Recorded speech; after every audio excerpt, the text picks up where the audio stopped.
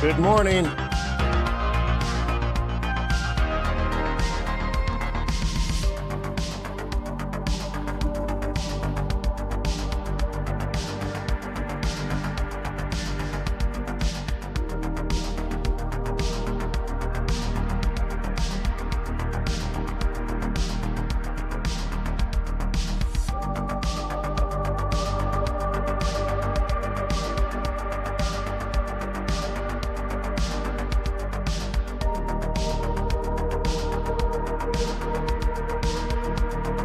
We'll let some people roll in.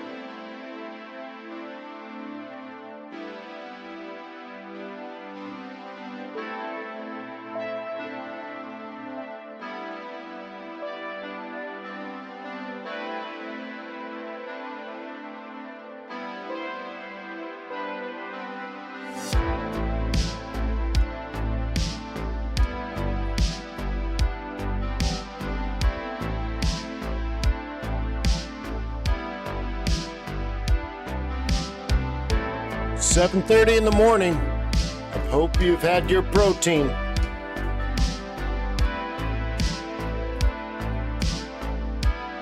We get some more eggs down the road.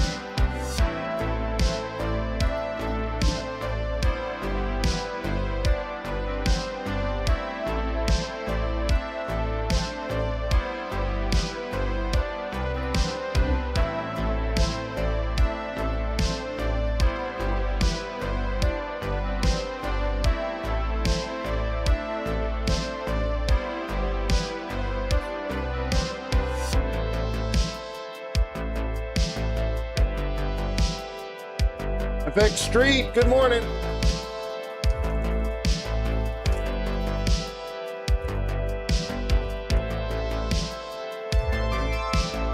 Sorry for talking with my mouth full. How rude.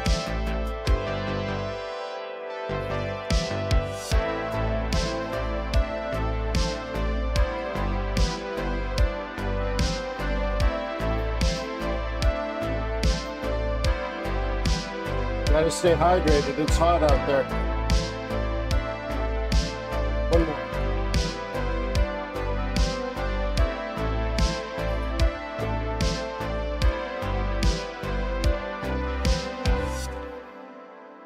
All right.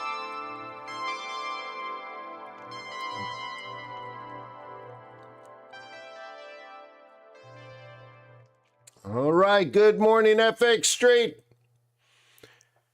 Happy Independence Day, no matter where you are. It's a fight against tyranny. Over the last few days, we celebrate kicking the British out of Canada. Now, we celebrated kicking the English out of the United States. I'm sure not long ago, we celebrated kicking the English out of India and Egypt. Well, everywhere. And today, King Charles III is going to get a new prime minister and ask him to form a government. That system is interesting, isn't it? Where we had the election yesterday and today you got a new prime minister. Like, think about it. That's quick, right? Like the next day. The next day. That's pretty amazing. So anyways, I hope you're having a wonderful anti-tyranny holiday if you have one. And if your country doesn't celebrate such a thing, then, well, we're dragging you with us. We're celebrating anti-tyranny around the world. It's interesting that Britain's becoming socialist and France is becoming conservative. What the heck? Cats are living with dogs. Yeah. So what a wonderful world we live in. May your life be interesting. You guys excited about this NFP? Some people are thinking $1.85. Hey, I thought it was $2.50 or something recently. Yes. Anyways, welcome to Trade Non-Farm Payrolls Live. This is a webinar that I've been doing with FXStreet for 219 months, which is about 18 and a half years. So if your guru, if your Forex guru hasn't been teaching for 20 years, you got the wrong guru. So, cool. So thank you, FXStreet, for being wonderful people. My name is Wayne McDonell. So briefly, let's do a quick resume check. Check, check, check, check, check, check. Mic one, check, check. All right, been trading for 20 years. Sat on a board with George Soros. Went to MIT, Oxford, Harvard Business School. I have a degree in macroeconomics, master's degree in financial management. What else? I worked at Cisco Systems, Apple Computer. My first stock I ever bought in my life was Apple stock for $6 a share, and it made me taller and more beautiful. Yeah, when you own an Apple stock at $6 a share, you're taller and more beautiful. That is a fact. Also, I worked at NASA because I was going to be an astronaut. And while there, I did lots of things using virtual reality back when virtual reality wasn't even a thing, because we're talking about 1992. So, cool. So one of the things I did was I've docked this space. I commanded the space shuttle with a team of 7 other people. I think 7 other people. And we docked the space shuttle at the International Space Station. So, if your Forex guru has never worked at NASA and docked the space shuttle at the International Space Station using virtual reality, then they don't know what they're doing. Yeah. By the way, it's got to be the most difficult thing ever. That was the most difficult thing I've ever done. Anyway, so cool, huh? That's strange. It's such a strange thing, but it is true. Nobody could make up a lie that stupid. But that did happen. Yeah. So anyways, that's me. How are you? What do you want to learn today? Technical analysis, fundamental analysis? We can try to do that. Made a lot of mistakes over the years. So, you can learn from those. I can share from those mistakes. Really what it's done is I've whittled everything down to just a handful of things that I know work. So my trading is not complicated. And what might be fascinating to you if you don't know me, if you go back on YouTube and watch the videos I posted on YouTube in 2004, 2005, It's exactly the same. So if you need a cool new technique for trading, because usually that's what a guru does, right? Oh, I got this fabulous new way for you to make money. You should sign up. You should buy it from me, and I'll show you this cool new trick. I haven't had a cool new trick in 20 years. Why would you need a new way to trade? So I don't. So I will teach you proper technical and fundamental trading skills. That I promise you. Today we're going to use QuantBox. We'll also use TradeRs. Okay. Which is cool. The trading platform I'm using is Trader's Way. You can see up in the corner there, Trader's Way. And I like Trader's Way because they're an ECN. Okay. If your broker is not an ECN, then you use a business model which benefits when you lose money. They match all the traders on their platform with each other, so it's like a dark pool. And they assume everybody loses. And then when you lose your money, it goes to somebody else, but then eventually they lose all their money. And so what happens? Eventually it just sits in the pool and the broker keeps the money. And if too many people are along one side or the other, and there's no one to match inside the dark pool, then they take the opposite side and they become the, but the thing is they never execute the trades into the interbanking system because they just assume and in fact benefit from their clients being wrong. An ECN doesn't work that way. It literally, it's called straight through processing. It goes straight into the interbanking system. So when you trade, the other side of the trade might be another retail trader, but it might be Goldman Sachs. It might be a billionaire in Malaysia. But it's truly executed into the interbanking system. And they don't benefit when you lose because they're not trading against you. So, yeah. So anyway, so the broker today is Trader's Way, and then I'm using QuantBox and I'm using TradeRs, and we'll get into that. So both these organizations I own, and QuantBox automates the macroeconomic analysis process, and it also now, because I've upgraded it so many times over the last couple of years, it's also a research platform. TradeRs automates the grunt work of doing technical analysis. So it's doing technical analysis on 7,500 charts right now.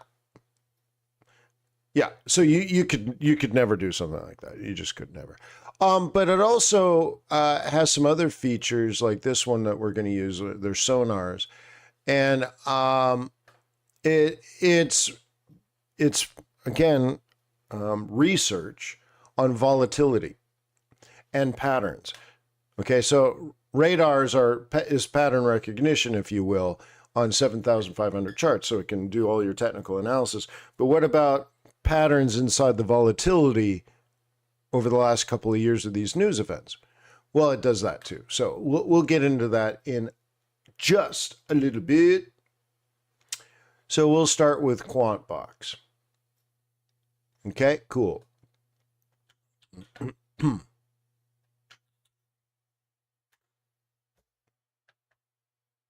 You might say, Wayne, that looks really cool. Can I have a coupon code? No. If you don't want to automate your fundamental analysis, I'm not going to talk you into it. It's so stupid cheap. There's no coupon code. Excuse me. I'm still 2% sick. I've been sick for weeks now. It's terrible. Anyways, let's take a look around the world. Buck 30 or 436. That's about where we've been for about a week.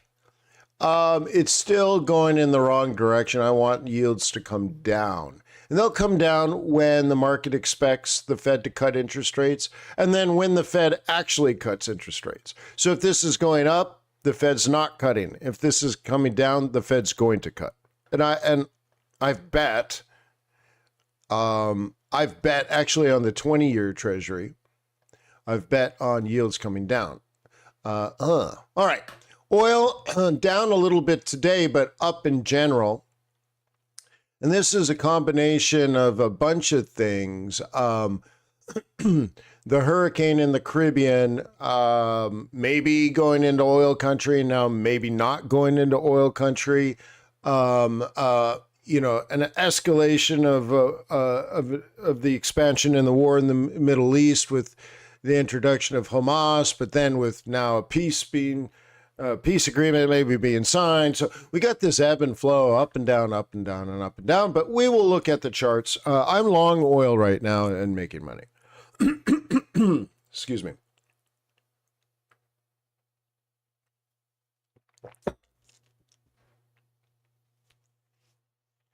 Thank you, Big Perm.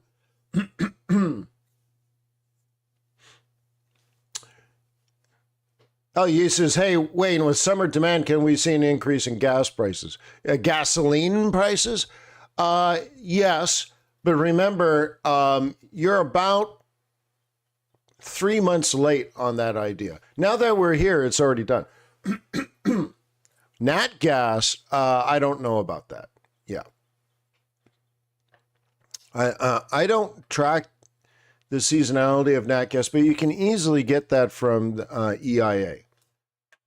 Okay, so let me get you that page so you can do your own research.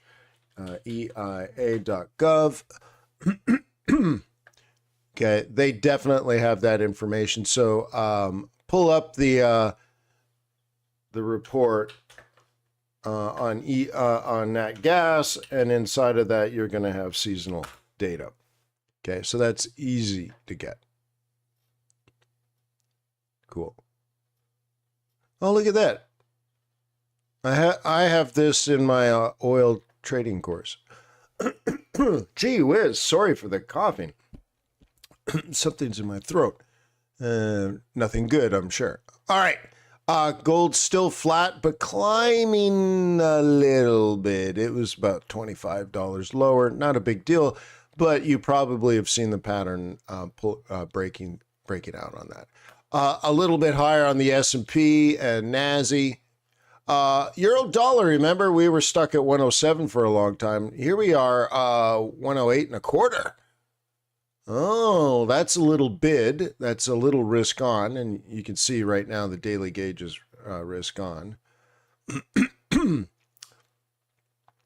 I bet you this gauge wasn't updated. I have to think about that. Bitcoin plummeting. We have a target. I thought it was closer to 52, but QuantBox has been pointing this down for quite some time. And then when you look at the, the charts like pivot points and stuff, we had it projected down at least to 55,000 back when it was 70. I was long this at 70,000 and exited because we had it pointed down to 50, mid to low 50s. Was it 52? I don't know, but we could look at that. So it's down, and it's not surprising. The thing is, I'm probably going to want to buy some Bitcoin now, maybe.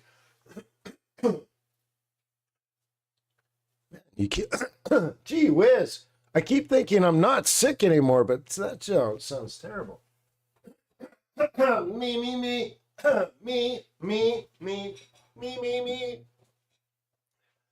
Me. Yeah, I sound terrible. Sorry about that. I can't keep coughing into the mic.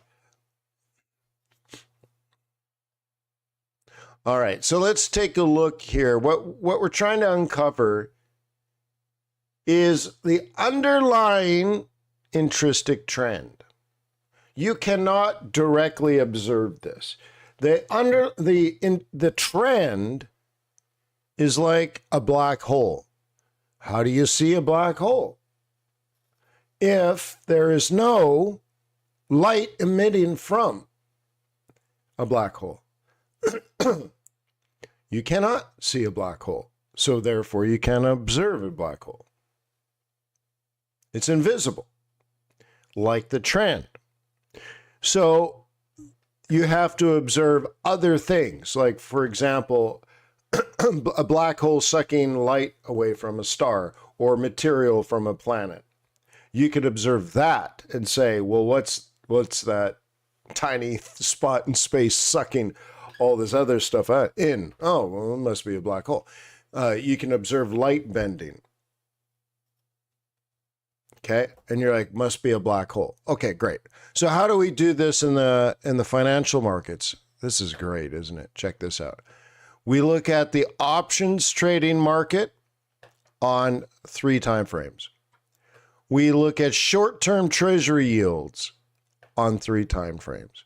We look at the dollar on 3 time frames. We look at long-term treasury yields on 3 time frames. We look at gold on 3 time frames, yen on 3 time frames, stocks on 3 time frames, and volatility on 3 time frames.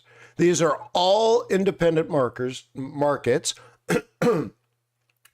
These traders, man, I'm choking.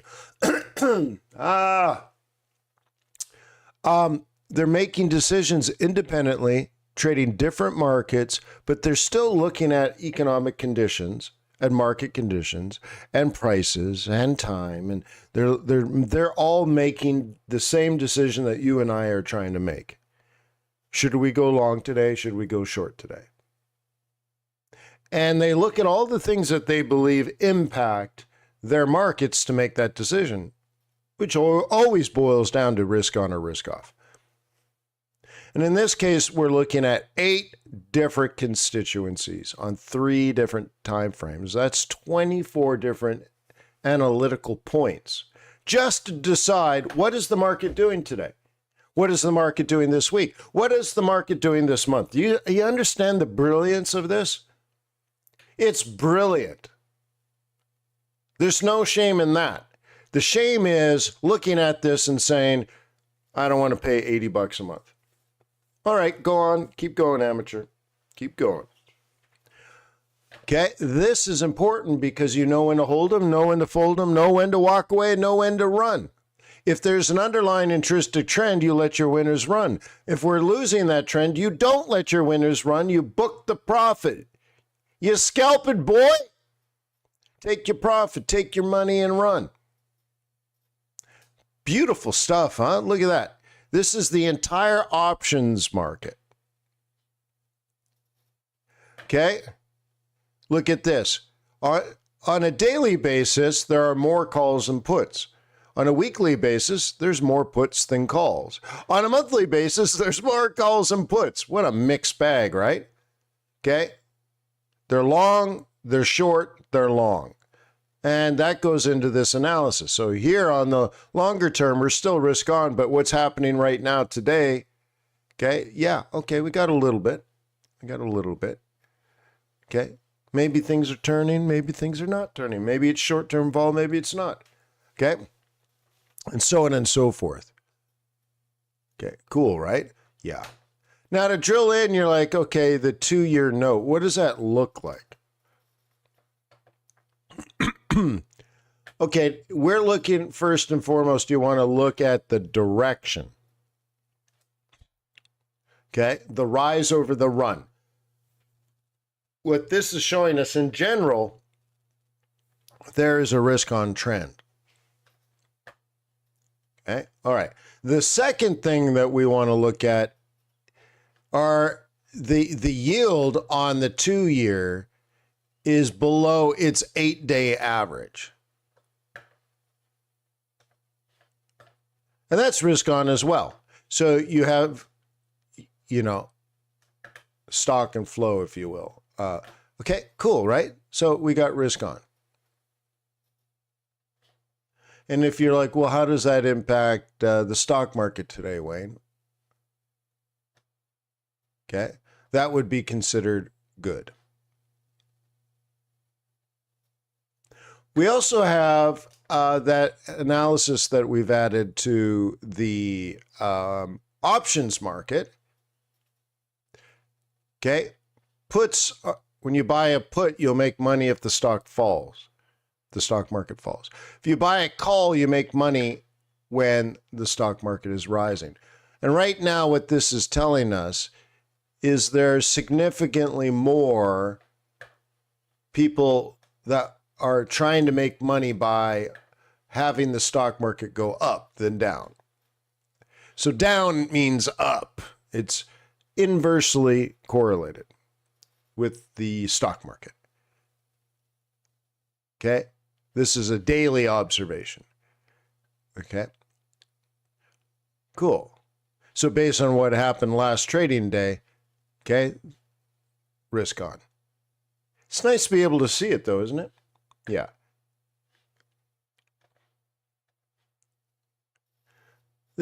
Right now you can see nobody's trading.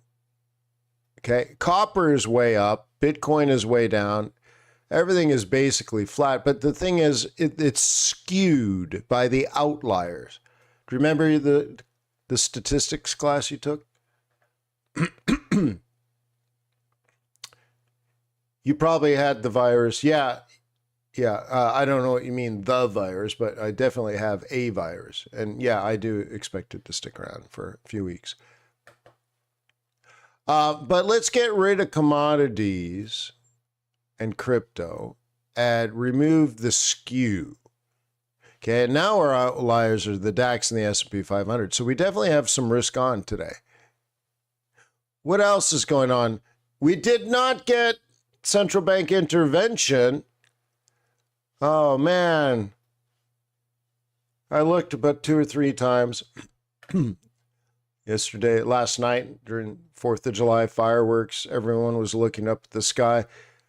And this is the truth, logged into the FXstreet charts on my phone, and everyone was looking up at the fireworks, and I was going through the yen pairs on the FXstreet charts page on my phone. That is the truth. You're like, you want to see fireworks? Oh, man, if the central bank intervenes, man.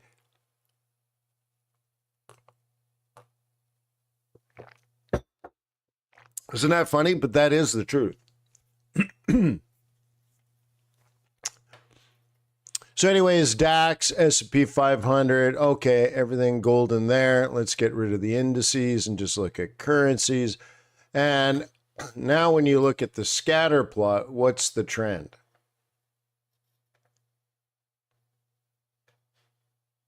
Kind of looks like that, and there is no trend.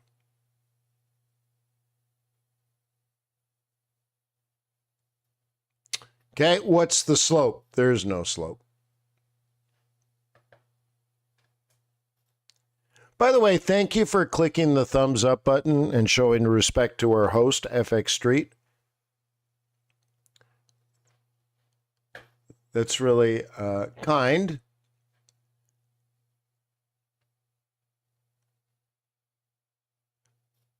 But it's also proper manners in the culture I come from. So thank you, FXstreet, for hosting me on this one webinar for 18 and a half years. But I had already done probably a year's worth of events with FXstreet before Trade Non-Farm Payrolls Live. So we're probably really close to the 20th anniversary. I should probably ping them about that. What do you think, moderator? Can we calculate the 20th anniversary of me working with FXstreet? My very first event was 10 ways to leave your lover. How to get out of a bad trade that you've fallen in love with. That, I bet you, is pretty close. Probably 19 and a half years ago. Okay. Yeah. We should probably figure that out, huh? Sounds like an opportunity for a party.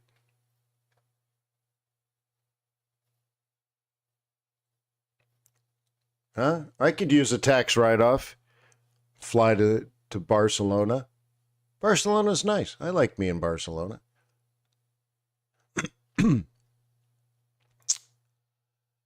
So we got to look at average earnings today. How do we figure that out? Then we got to look at the headline, $1.91.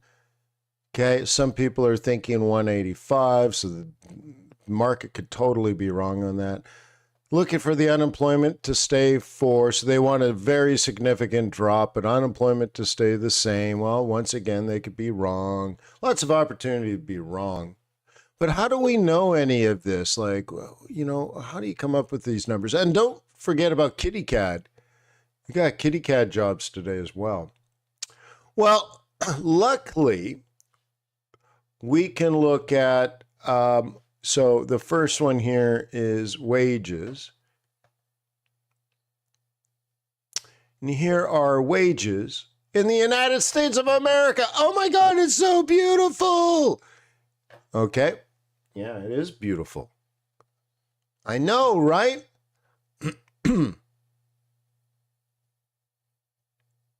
Okay. You got a catalog on your page that goes back 7 years, though. What does that mean? I'm not sure if I'm following. Okay. All right. Wage growth right now in the United States is 4.1. That's still way, way, way, way too high. But right now, going back, I don't know how many years, 2 years, 4.4 is the average. We're at 4.1. We want earnings to be less than that. Wage growth is bad, by the way. You might be thinking, well, that's good for the workers. No, it's not. High wage growth leads to poverty. You're like, well, how could more wage growth, how could more money lead to poverty? Well, what happens is then everybody has more money, so now prices go up, which means you need more money, so your boss gives you another raise. Now everybody's got more money, and now prices go up because it increases demand, and then eventually the economy collapses and everybody lives in a cave. That cave we call socialism. Okay, it's the worst thing in the world. So then you're like, well, what about poor people? Okay, here's what you need. When productivity in a country goes up, prices fall, and we call that an increase of the standard of living. You earn a decent salary, and the prices of everything get smaller. Now, in America, not only did prices go down, but the size of your TV went up. So you're like, you have a modest blue-collar job, you live in a modest an apartment, you don't own a house, you live in a modest neighborhood, okay, but you have a 65-inch 4K TV.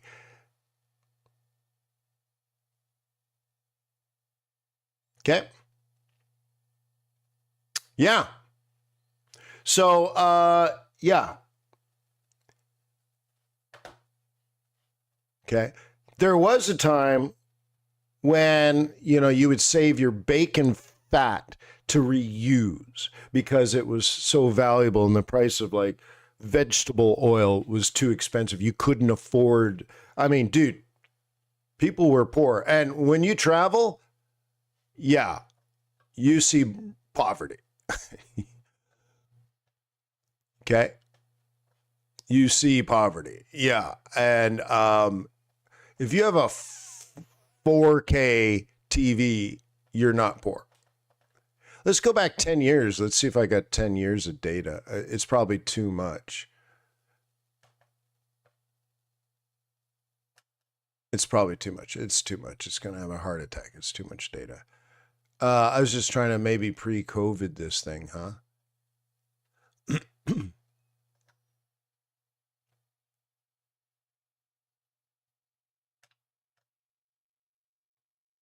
Okay, now it might have 5 years. It's thinking. You see that?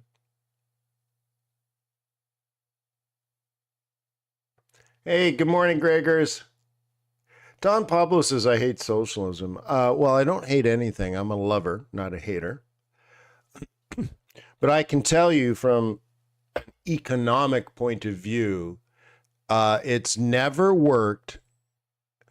I think the idea of socialism, I think it makes sense in a lot of cases. And it's a promise to the working class, obviously, right? The problem is it sounds good on paper. It sounds good in the speech. It sounds good. It sounds right. The problem is it just doesn't work. We've spent about 150 years trying to make it work, and it's just never, ever has worked. And it has always led to some very serious and dire negative outcomes. So it's turned out to be, it sounds good, but it's extremely bad. I mean, it's extreme in how bad it is. But it's a hell of a sales pitch, and that's why it's still attractive. Okay, it's not loading this. That's too much data. It's going back now 5 years, but weekly, right? So 250 weeks. Okay, we don't need to go that back. So anyways, there's your wage growth. We're going to watch unemployment, and here's the visual on that. Okay, and we want to see a little bit of creep to the upside. And right now you can see we've creeped above the median of 3.8. So we want to see this up a little bit, working our way to, so what I said about 4 years ago now is right after COVID, I did something, in fact, it was called Off the Charts with Wayne McDonell. It was one of the first ones. And what that was like is kind of like a podcast, really. I would read newspapers and smoke cigars and drink whiskey and tell you what I was reading. It was a cool idea. I really enjoyed it. And I used to do that actually 20 years ago. That's where I got the idea. But anyway, so post-COVID, that's one of the things I try to do to make life more interesting, right? And what I declared then, again, 4 years ago, 1,000 days ago, was that the new full employment rate, the natural full employment rate, would be around 4.5%.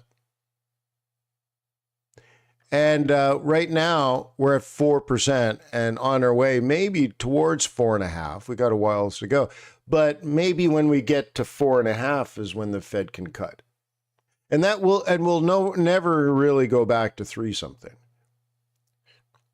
Remember, the reason we're still at these crazy levels is that there's $5 trillion too much in the U.S. economy. There's still funny money out there. So I think inflation's going to be tough. I think the government's going to change the calculations to get inflation down. But based on our calculations pre-COVID, we're going to remain much higher than expected or wanted because we haven't done anything to remove the government stimulus. The Fed is removing their stimulus, but the government is not. So that money is going to be there. And so the only way to lose it is to have the economy go into recession, but we're avoiding that. So they'll just have to change the way they calculate inflation to get the number they want. Not cool. But the other flip side of that is if inflation remains high, there is a relationship. Now, we haven't seen a good Phillips curve, Taylor rule, but it'll slowly creep back where I think we'll have persistent higher inflation under the old calculation or under the current calculation. And then instead of 3.5% unemployment being full, we'll have 4.5%, which means we'll have persistently higher unemployment. Cool. Jolts, okay, was a big number, huh? Jolts was a big number. I'm going to change this so we can get an extra decimal point in here. Okay, so we went from 0.86, 8.06 to 8.14. We had an increase. And the market, as you can see, wanted a decrease. And this is one factor that could lead to the Fed leaving interest rates the same for a while.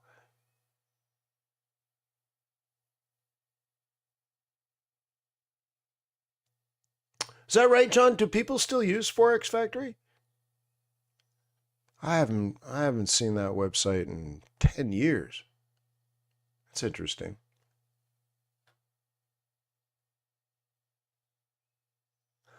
But anyways, this is a sign. This is one thing that says the Fed could pause, and so we saw jolts earlier. Here's the weekly claims. This is again something that we could be looking at. So this chart isn't actually displayed correctly. Normally, you would look at a total and then look at the percentage of the total. That's not how this works. Let me break this down to you. So when I put my mouse over the current bar, there's two independent bars that I've just stacked on top of each other because I didn't like them horizontally. You just got too many bars and they got really skinny and hard to read. So I just like, look, I want to see, week over week, what we expected and what did we get. We expected 234, we got 238 weekly unemployment claims. And we want this to be slowly climbing. Like I showed you on the unemployment rate, we want that to be slowly and controlled, but growing to 4.5 and then remaining there. So we need weekly unemployment claims to slowly and in a controlled fashion go up as well.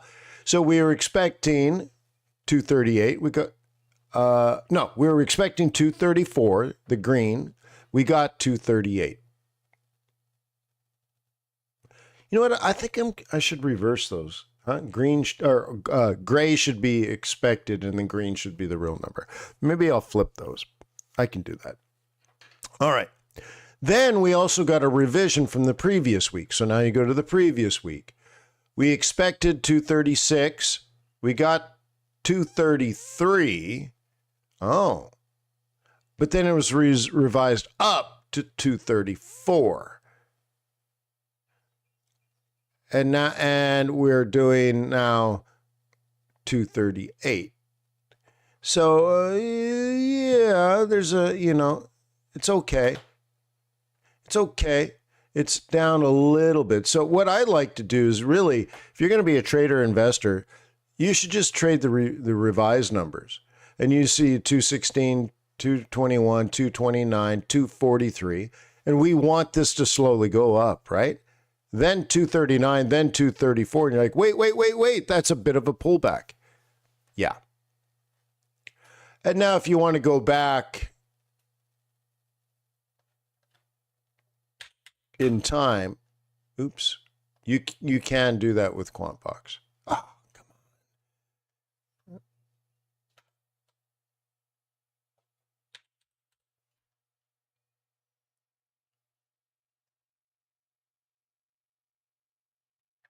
You start to get a shape. Interesting, huh?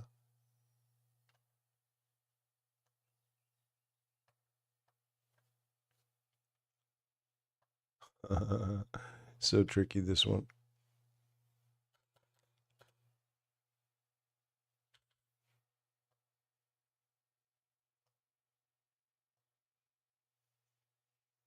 Okay. It's cool how we have access to this database, right? Have I ever tried futures trading? Well, of course.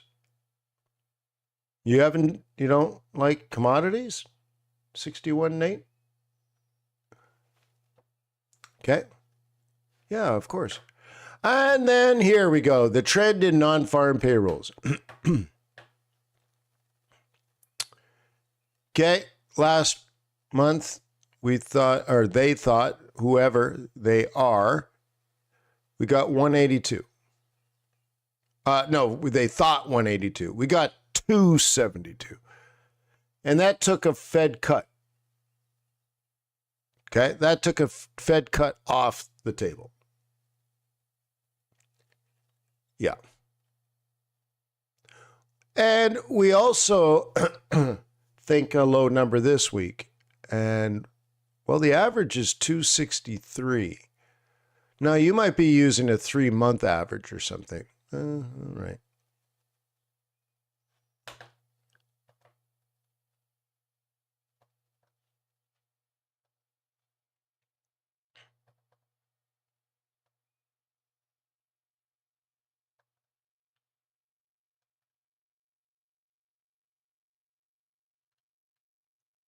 Okay. So the market is thinking this low number. Okay. And well below average. I wonder where these numbers come from, huh? Oh, yeah, it's going to be low. How do you know? I just feel it in my bones. My bones ache when NFP is low. Huh?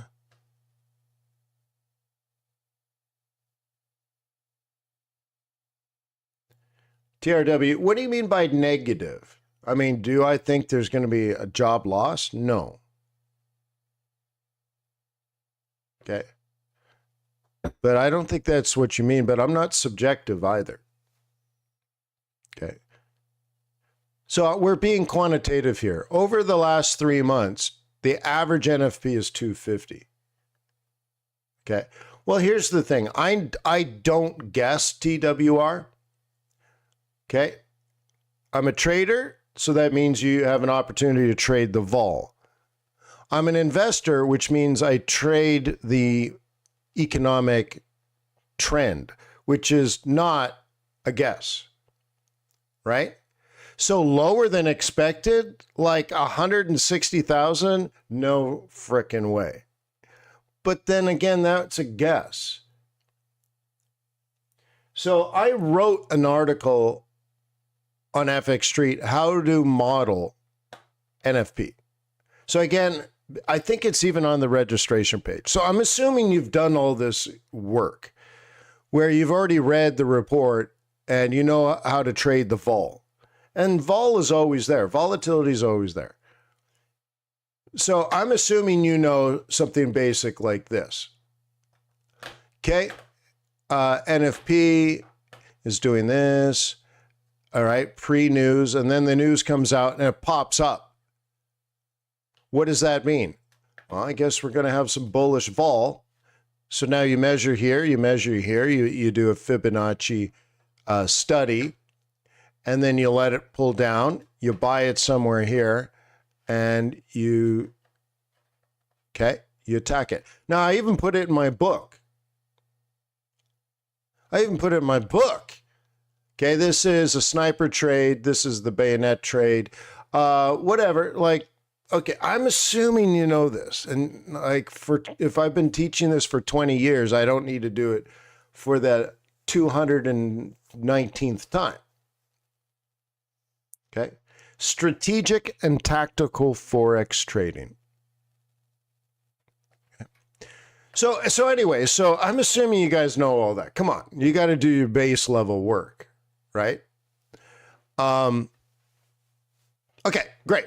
So do I expect lower than, 180, 185? It's just like, no way, bro. But to me, it's sort of irrelevant anyways. We get vol, but you have to understand, to an institutional or professional investor, volatility event-driven strategy. That's what non-farm payrolls is if you're going to scalp the news. But one of the things I do cover in my book, I'm like, it's the riskiest thing you could do in Forex. And you want that? Why? Because you can make a lot of money quick. Yeah, well, much higher chance you're going to lose a lot of money quick. So really, it's, it's throwing beads and bread to the crowd to keep them entertained while the rich people live a fabulous life. Okay, the way to make money is to be more prepared than everybody else. Okay, like, I don't know.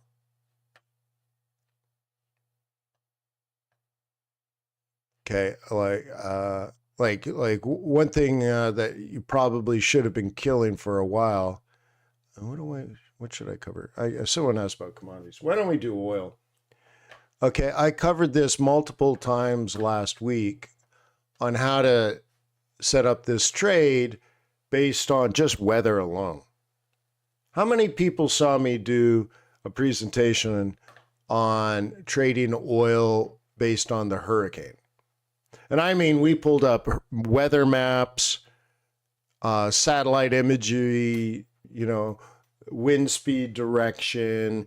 And it matters to me not just that there's a hurricane, but where it's located, where it was formed. I covered high pressure systems over Georgia, yeah. And now I'm making money. I mean, of course. My point here is, look, there's always luck involved, but it's not that lucky. But there's always luck, good luck and bad luck. But I was well prepared through being informed. Right? So like a news event scalp based on some number that comes out, which is unpredictable. Like somebody asked me, do I expect higher or low? I don't know. I mean, the way that the NFP number is calculated is so speculative, they can come up with any number. Like how can I come up with that? Well, I do show you how you can look at weekly jobless claims, look at ISM employment subcomponent, all this stuff. But ultimately, the math is so fuzzy that it's almost futile. So it's more like, why predict it if it's unpredictable? And then the second thing is, you should already have a direction in which you believe it should be going on the long term. And then you should understand the monetary policy consequence of the number when it comes out and be able to add it to your medium and longer term modeling so that you're including your investment thesis along with your trading activities. Okay, you see that TWR? You're like, it's such a different attitude. I'm focused on what I can predict versus what is unpredictable.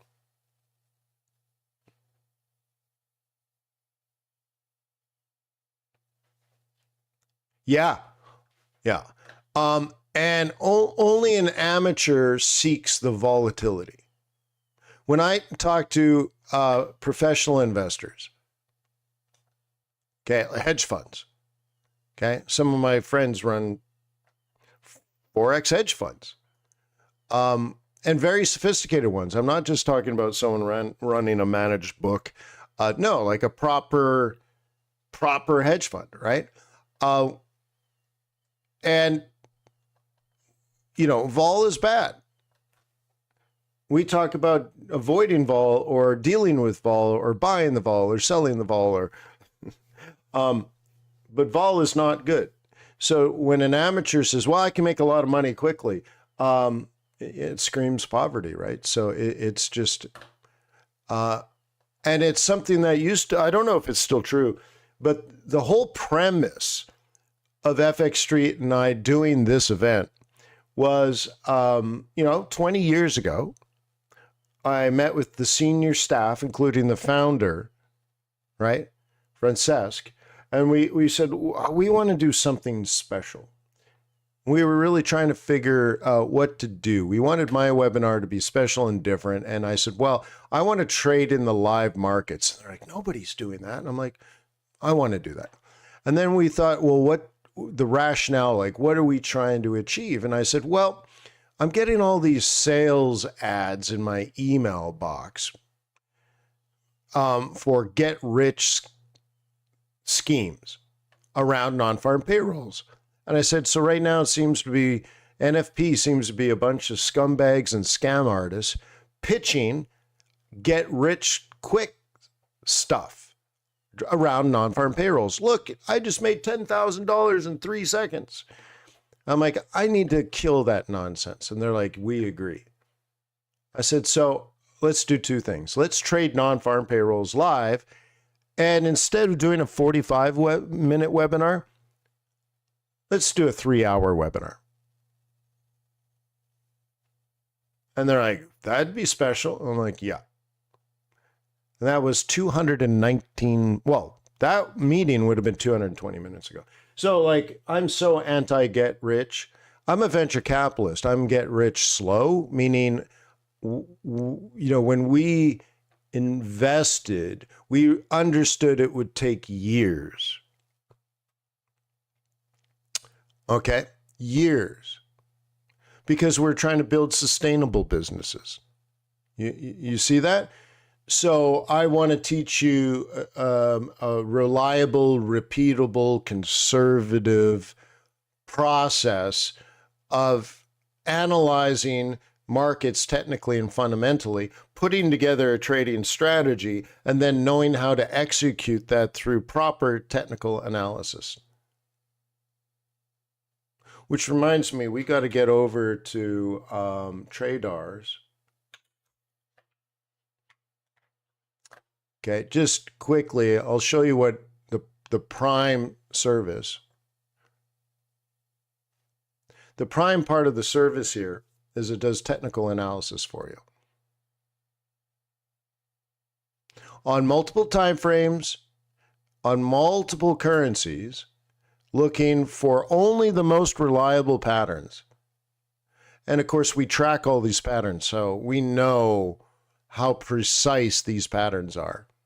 But we do it for Forex, crypto, stock, commodities, stock indices. Somebody asked about commodity futures, so gold, silver, oil, that kind of stuff, right? So it's watching Brent, but also WTI on multiple time frames.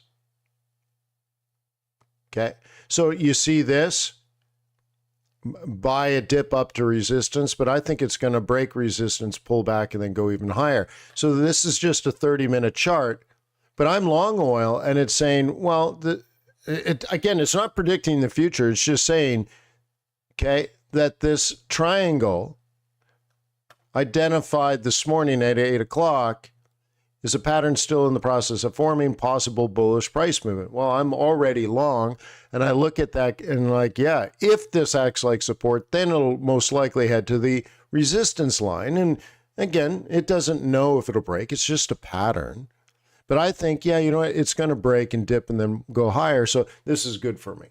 Thank you for analyzing that chart. Okay, here it is again on a 15-minute chart, 27 minutes ago. Okay, but what we're going to do is this. I got to get over here. And what we want to do is look at non-farm payrolls going back years and see what happens if the number is less than 190,000, greater than 190,000. And it's never come out as expected. So it shows you how worthy that number is. Okay. And if it's less than expected, okay, looks like up, so scalp, spot. So there's a scalp and a day trade. Swing trade is counter. Okay, scalp, day trade, counter. So it only lasts the day, probably, yeah, just today. There's a scalp and then a day trade. Scalp, day trade. Okay, and it looks like the pattern is similar. Dollar weakness. Okay, you can see over here in the past, you know, pretty high. Most of these things are about 75. Aussie dollar has always done it. So you have to pick what you want to trade. So you might say, well, let's look at a scalp on Aussie dollar. And then you say, hey, traders, how did you get to this conclusion? Okay, so if actual is less than 190,000, which I don't think, 2 hour, 100% chance the 2 hour trend would be up. Okay, show me. Okay, up, but then it dropped. Up, but then it dropped. Up, but then it dropped. Down and then up. Oh, so up and out. You see, this is what we've just learned. Even if the number is surprisingly good, which the bad number is good, this tells us if you get a positive scalp, if you make 25 to 50 pips, you're best off just to take your money and leave. Don't even waste the last hour. Okay, up and out in an hour, up and out in an hour. All right, but I don't think that's likely to happen, right? So let's go back. let's say it's a disappointment. If it's greater than 190. And remember, the average is 250. So I'm going to say it's closer to the average. By the way, if you have a number, let me know, because I think my clock just said 8:30. Sorry about that. 206. All right, so I was right. So down, down, down, probably dollar strength. There's a 75% chance of a scalp on euro. You're probably watching euro. And down, down, down, down. Yeah, pretty good chance of down. So let's go over to that. Let's go to dollar pairs. Oh, 4.1. That's interesting. And, oh, it flipped and went the other way. Ooh, be careful on Aussie. That's interesting. It's taking it as good. There must have been a revision. Do we have a revision?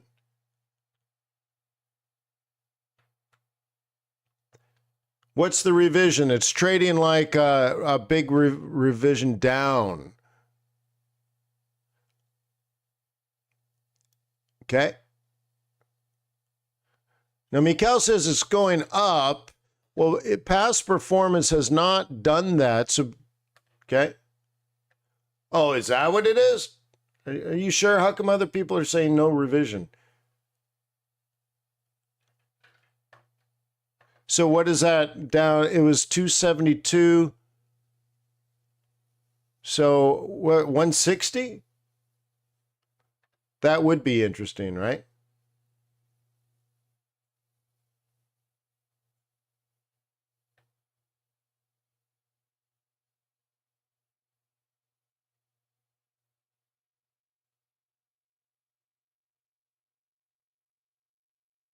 All right, revised down to 218. So I don't think that's, so be careful in this one. Yeah, be careful in this one. Don't be shocked if, like what we've seen in the past, okay, I'll show you on TradeRs, right? What we've seen in the past is you get one of these things.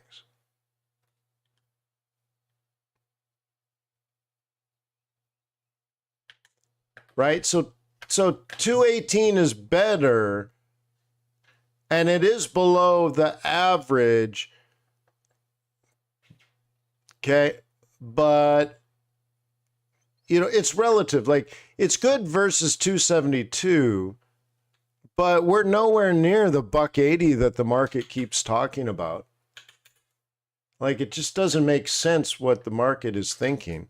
And that's nice that we have this data to say, what is it thinking? How do they come up with these numbers? Like, look how, oh, we think it'll be 170. No, it's 333. We think it'll be 187. No, it's 353, 229. Still, even with the revision, nowhere close. We think it'll be 198. No, 275, like not even close. We think it'll be 212. No, it's 303. Then they're like, okay, it'll be 238. No, it's 175. Like, these numbers are so inaccurate. I don't know who the heck comes up with this nonsense. Okay, so now Quantbox will get the red bar and will update from 272 to 218. Again, nowhere close. And our headline, what is 206? So below average, I guess we could say that's good. The market's trading it like it is good. How do you really feel about that, though? Is it really that good? Aussie dollar, I'm concerned, just topped out.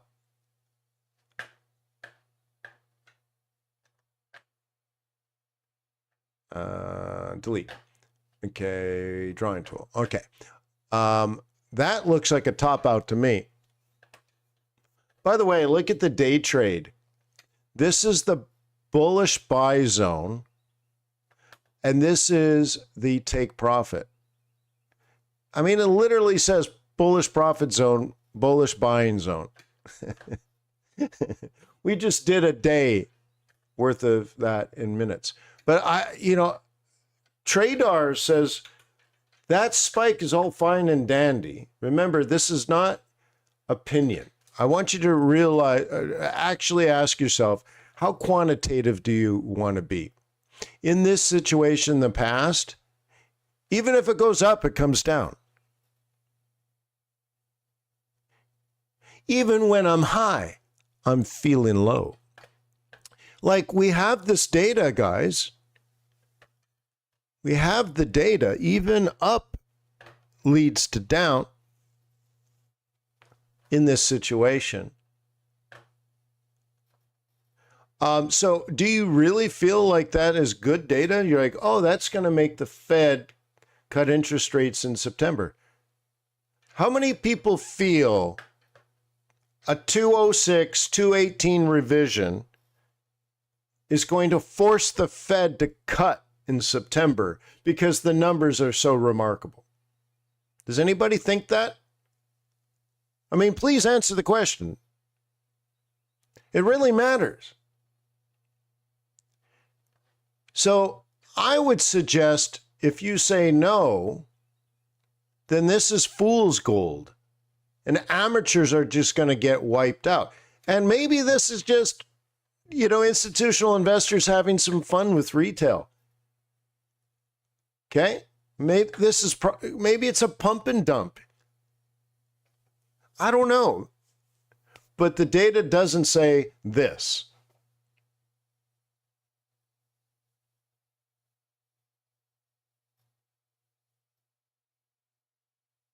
So be careful.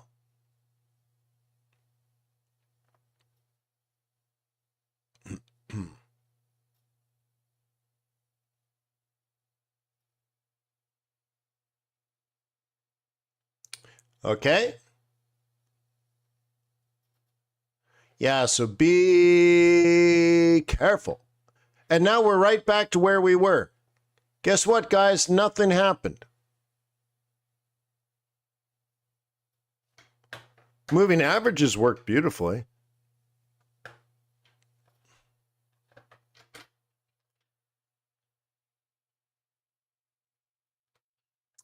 All right, let's do around the world. You guys okay with that? Let's do around the world. I've been around the world and I can't find my baby. I don't know where and I don't know why. He's gone away. My baby, my baby. All right. So remember, tradars. Do you remember that? Tradars looked at it this way. Cool. So as we get closer to the apex, I would expect up. So it said buy here. Remember tradars? It had it in yellow, if you remember. Let me just redo this. Boop. Delete. It had it in yellow, remember? And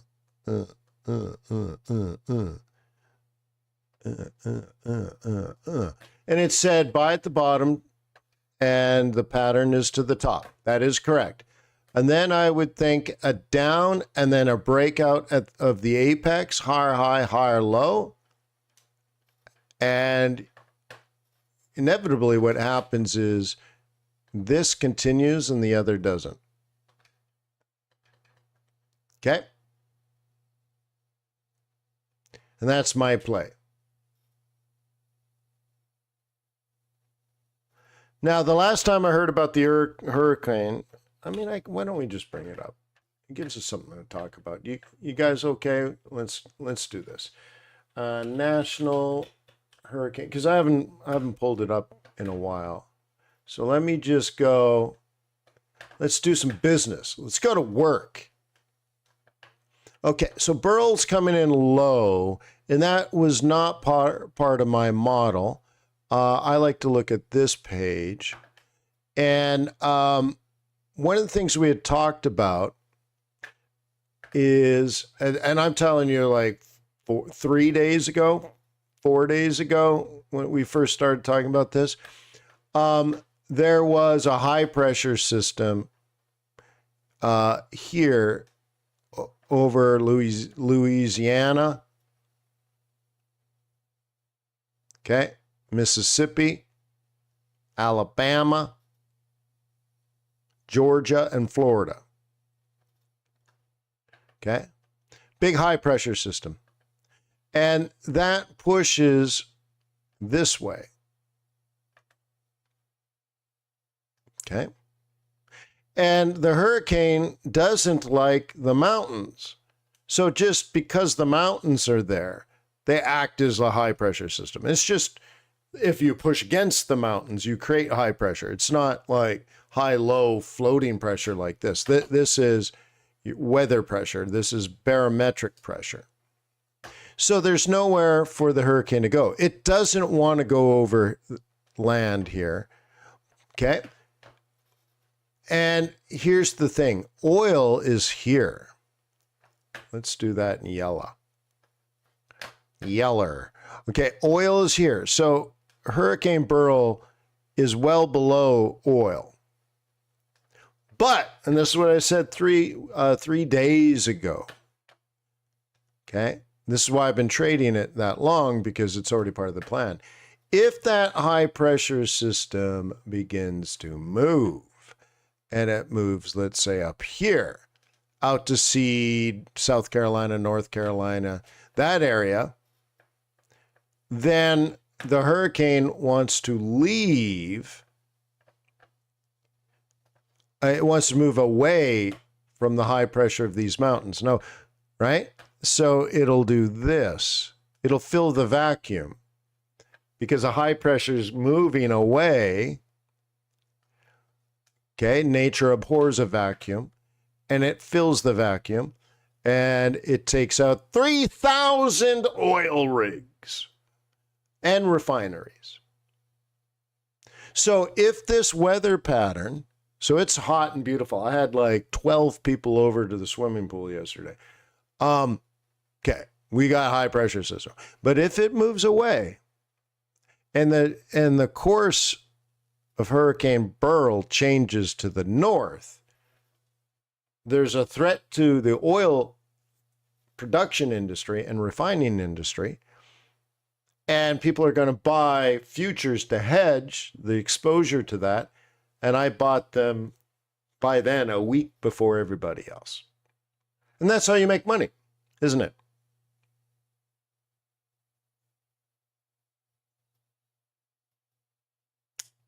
Yeah, to buy it a week before everybody else.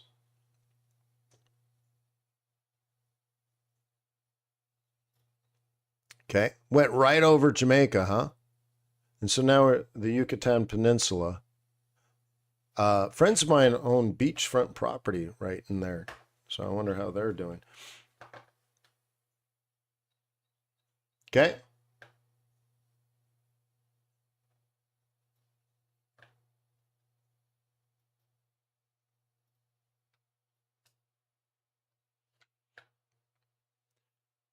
Anyway, so Favor says, that's why I don't use fundamentals. Why? Because of the difference in direction. Well, I can tell you, I've never met a professional trader that just made a statement like you. I've never met even one that says, oh, I don't trade fundamentals. Economic data, monetary policy, geopolitical risk, it's all FUBAR. I've never, ever met somebody like that, or even had a conversation with an institutional investor that said they knew somebody like that. Okay.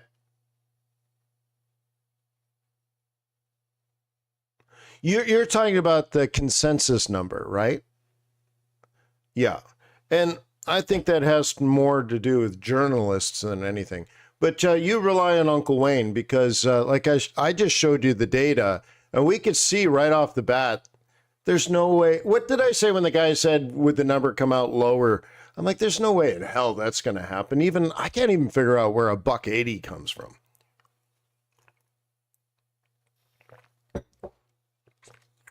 Okay. Then you find out it's a journalist major from a small, tiny liberal arts school. And you just like, okay now. Okay. So anyways, this is how we thread this needle. Did you click the thumbs up button? Only 24, 70, 80% of you haven't clicked the thumbs up button. How rude. If you haven't clicked the thumbs up button thanking our host for hosting us today, then I think your mother would find you rude and she'd be disappointed.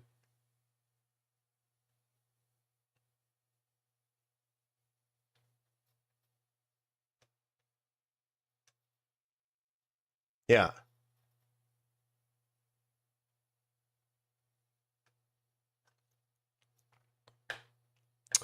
I mean, seriously. What kind of monster did she raise? So anyways, that's what's going on, oil.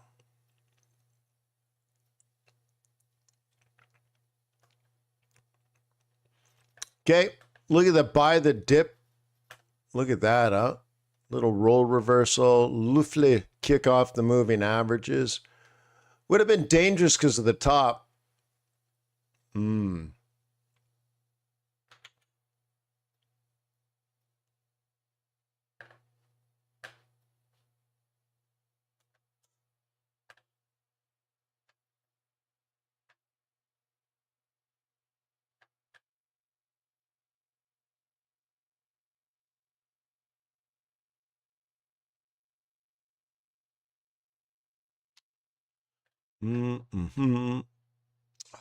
on, mouse. My mouse is skittish this morning. Yeah, okay. Very cool.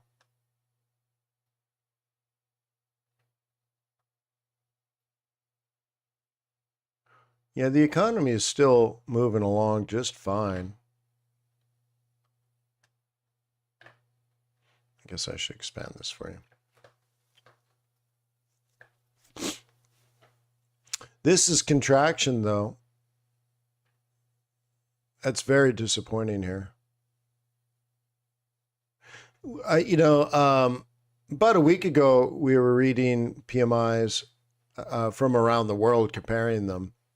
And this is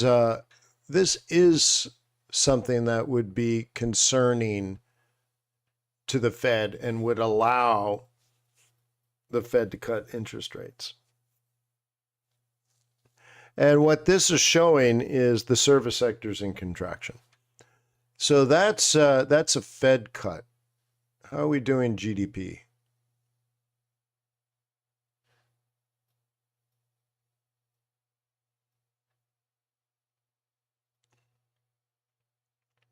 Okay. So the green is better than forecast. The orange, which is going to be changed to red, the developer, I think, is colorblind, but is missed. Okay. And we're creeping in here around 1.5. That's actually okay. 1.5, 1.8.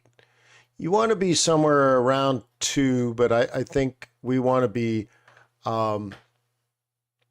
below potential. So when you look at GDP, okay, you have, oops, I wanted that black. Okay, you have potential GDP that is about 2.2, going back 50 years. And when you do business cycle analysis, okay, you have below potential, above potential. Okay. And you don't want crazy low, but you'd like this to be just below 2.2. Now, if you look at the real estate market, you're right here. And here's the thing. Prices are high. Rents are high. Everything's good, right?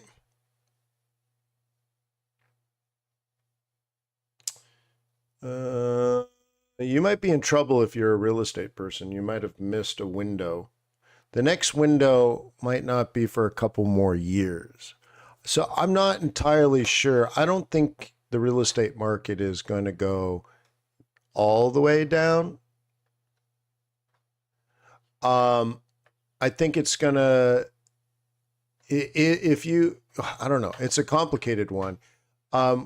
Definitely a window has been missed. I believe rents are going to come down, prices are going to come down, and then they're going to go back up. So it's really your time horizon. Okay.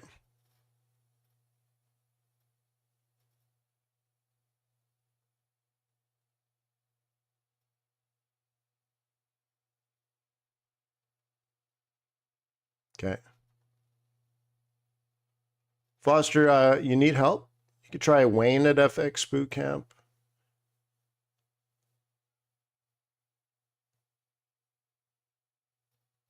Okay.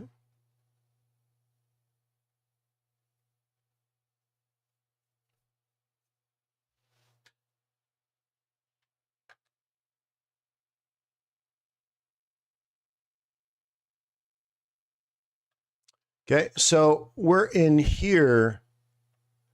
So we'll see. It really is dependent on the Fed cutting. But we're in a point where rents have peaked.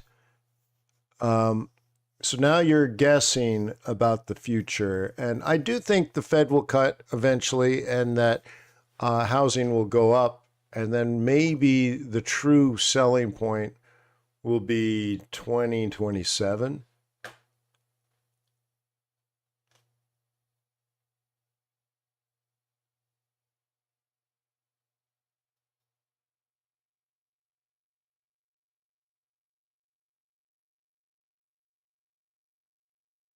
Favor says, yeah, I analyze a lot of things, don't get lost. No, it's simple. You make a decision. So I don't look at this and that and then get like, well, I don't know what it all means. No, dude, the Fed's going to cut definitely by December, maybe by September. Done. I'm done. It's not complicated. You just make a decision. Okay. You have to have the data. So manufacturing is in recession and services are in recession. And we have a falling GDP. What's holding us up is a red hot labor market. But if the unemployment rate is creeped up to 4.1, then that continues in the direction of eventually a rate cut. So we're at 4.1, like I already said before the news came out. The magic number is closer to 4.5. I have all the data. Like, there's nothing confusing about this.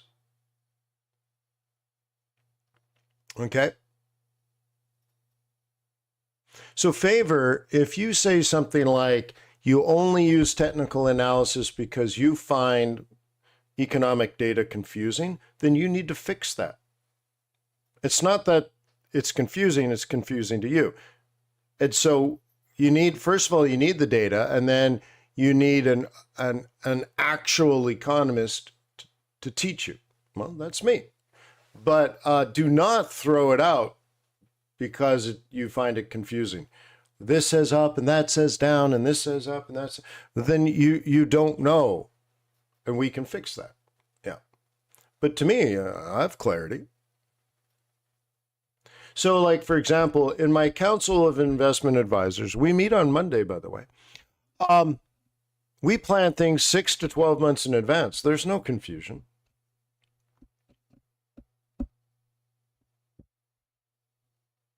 Right? I manage 3 endowments. There's no confusion.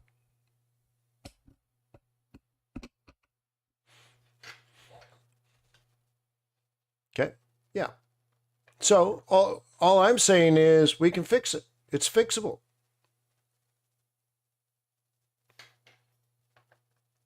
Okay? Retail sales are flat. By the way, Saks Fifth Avenue and Neiman Marcus, the two most prestigious retail firms in the United States, are now Canadian.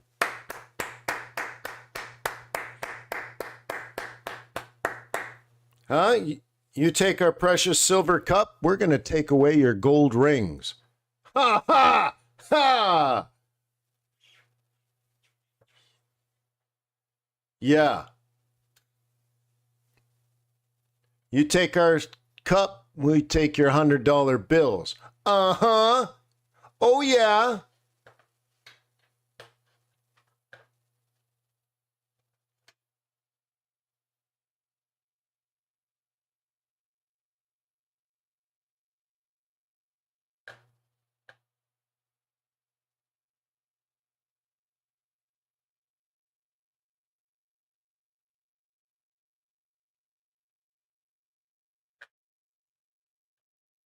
Okay, there's a little up period for silver this time of year. Okay. It began somewhere June, July. Well, it's now July. And silver often produces for a few weeks. And that looks like this. And back out a little bit. Ah, sorry. The mouse is a little jumpy. Okay, and we may be producing a higher high. Okay, we bottomed, we tested, we bottomed, and now we're through the slope and a retest. And what we're thinking over the next week or so is one of two scenarios. Okay, scenario A or scenario B.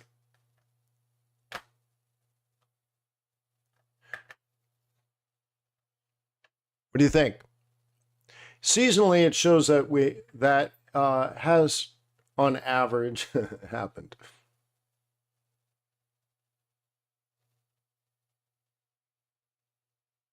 Okay, and we're fairly close to the apex too, which the rule here in technical analysis is the closer to the apex, the break, the more reliable the break, which means if you break here, it's more likely a fake out where you get a move like this, where it comes up and then goes all the way back down. Okay, so that's a fake out. The closer to the apex, like a break here, is very reliable. So the break we've had is plausibly a fake out, but less likely a fake out than the previous moves. Okay, so like I said, what do we call this? This would be Monday morning swing. Or a Friday afternoon swing for that matter.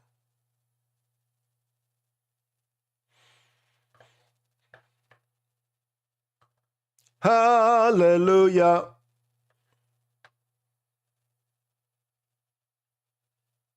Okay.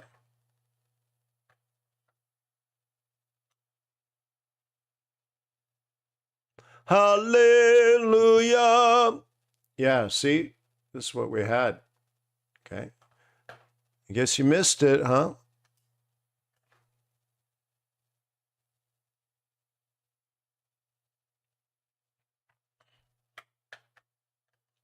Yeah, I've had it highlighted since May. But you're like, what, May? Yeah, the whole, let's say probably middle of May to July, we've had that number as support.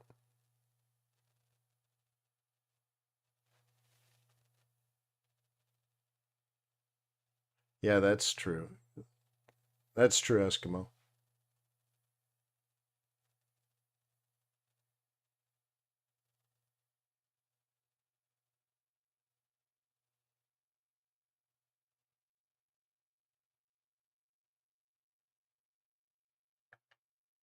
Okay. Oh, very cool, right? Yeah, we could do a Fed watch tool. Look, by the way, look at, I showed you. I'm like, I showed you. Don't be shocked if there's a massive capitulation in these moves that we had. Did the dollar pairs do it too?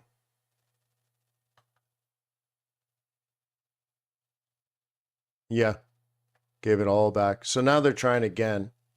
So that high volatility event-driven strategy that I talked about earlier, again, it's in the article, it's in my book, it's well documented.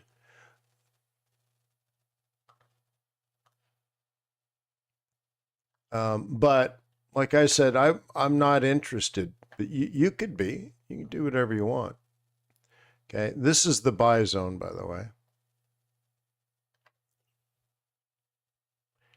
Okay, I'm passing. You can have it if you want, but I'm going to count that as a fiddy.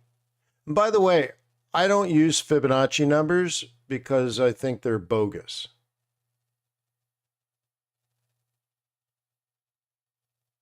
Okay, and for everyone asking about the Fed cuts, I'll show you what the market's thinking in a second. I'll show you quantitatively. I won't give you my opinion. I'll just show you. Okay. All right. So I don't use Fib numbers because they're bogus.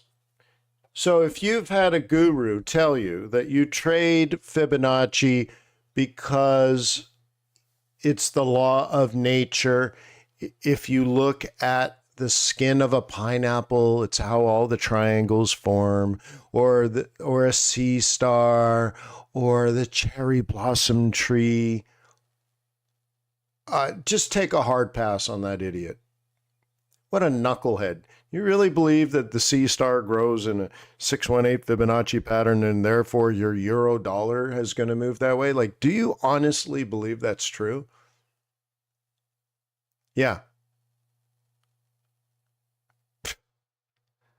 Like, that's how you invest your life savings? On that story? What a gullible. What a ninkau poop, huh? So anyways, I use 3366. They're not Fibonacci numbers. 1/3, 1/2, 2/3. Works just as fine. And nothing grows that way. It's not a law of nature. It's a law of humanity. Okay? And humans are not natural. We're a virus. We're a plague. Okay? But, oops, get rid of the drawing tool. What I teach you, okay, is that a half leads to a middle to a middle. I got 3 here and I got 3 there. The middle one goes to the middle. Top one goes to the top one. Bottom one goes to the bottom one. Pretty simple stuff. And is it quite reliable? Well, I'll tell you what my chart says, and then we'll move on. And okay,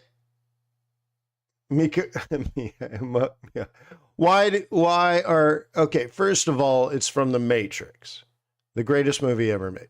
The second thing is, in The Matrix, they say the humans move into an area, consume and reproduce, consume, reproduce, consume, reproduce until there's nothing left. And then we move on to a new host and consume, reproduce until there's nothing there.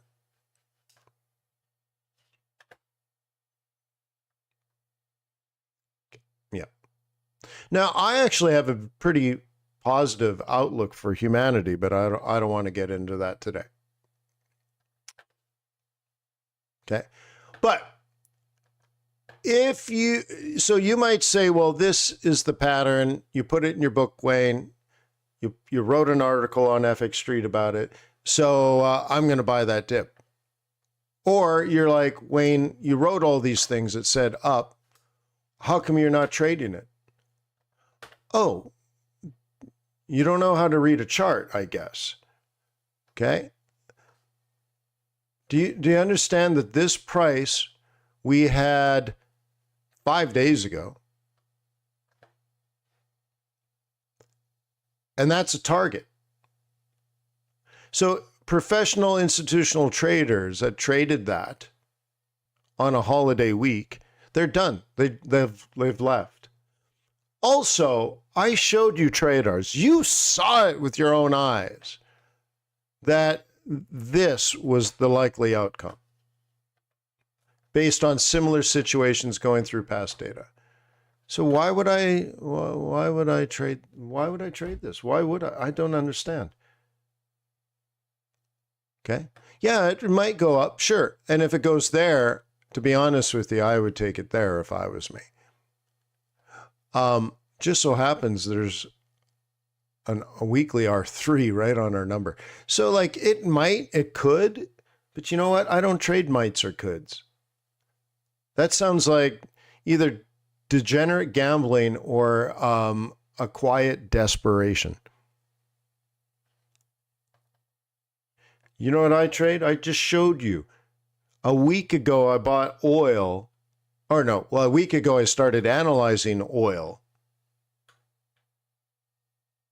and did careful, detailed analysis and put together a trade plan that was very likely to run versus it's very likely to have already hit target.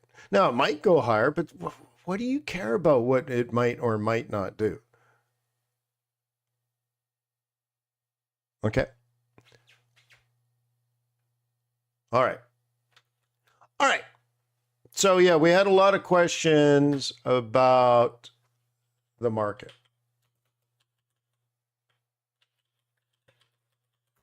Let me pull up so we can analyze this quantitatively.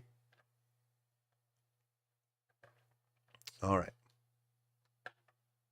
All right, this is the money market. This is not your money market. This is the money market for banks lending money to other banks to cover their Fed requirements. Okay. Yeah. All right. So banks lend money to other banks. This is privately negotiated money. This is not an opinion per se. It's not a survey, but it is an opinion. They price loans. Okay? For example, if you lend me $100, how much interest are you going to charge me if I pay you back the $100 on June 18th, 2025? Well, you'd have to think, well, okay, the Fed's going to cut interest rates well before June 2025. So you have to come up with a number. Now, they don't charge interest. That's the thing. So the question changes a little bit. It reverses. If I pay you $100 on June 18th, 2025, how much money will you pay me today? And now I go through and I negotiate with banks like an auction.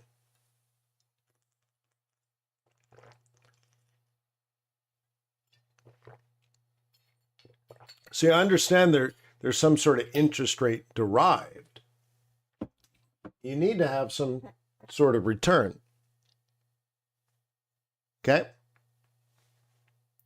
Yes, on how? Bank to bank. So again, on how?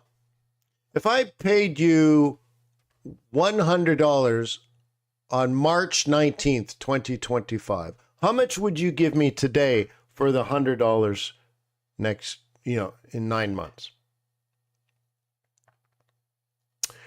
Well, you're going to do a time value of money calculations, and which one of the variables is going to be what the interest rate. So you want to look at your opportunity cost. Well, you could just buy the 10-year T-note instead of lending me money. Okay, you see the consequences here? So, well, what's the yield on the 10-year T-note going to be? Well, in this case, what's the yield on the Fed funds rate going to be? This is what you're going to have to calculate. And so to answer that question specifically, the average right now is $95.38. Okay? So I go to all the banks. I'm like, I'm going to pay you $100 on the 19th of March, 2025. How much are you willing to lend me? The mid price is $95.38. But in March, I owe whoever lent me the $93 or the $95. I have to pay them $100, right? So I'm losing $4 and 60 cents. That's equivalent to interest. So here's the market. The average, okay, so you can, right? So you could see the midpoint, right? Let's just call it right? I lost $4.60.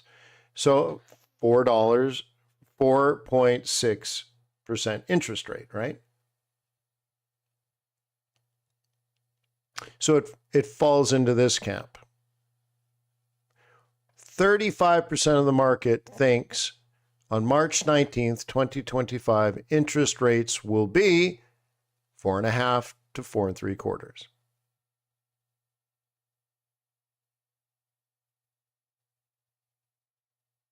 Neat, right? What are interest rates now? 5 1/4 to 5.5. No, 5. What? No, 5. 5 to 5 1/4. Hang on, brain fart. Hang on, it'll show you here. Okay, 5 1/4 to 5.5. Sorry, brain fart. So 1/2 of 1% think the Fed will not cut by March. 5% of the market thinks the Fed will cut once by March. 19% of the market thinks twice by March. So most likely December, March. Okay, 35% think September, December, March. And then these guys think more, these guys think more, and you can see the skew changes. And you get a normal distribution curve. Okay? With, right, thin tails. Because the shape of this, okay, it shows you the difference there is kurtosis. But what we're looking at is a normal distribution. Most people think about here, it's skewed a little bit to additional rate cuts. See, because it's actually steeper on this side, right? Right? This is 18 and this is 30, right? So there's a skew to the left here. What does this mean? Dollar weakness. Okay. But you know this. I've taught this 150,000 times. A skew to the right, dollar strength. So anyways, a little bit of skew to the left. Average price here, we're in this zone. Doesn't make it right.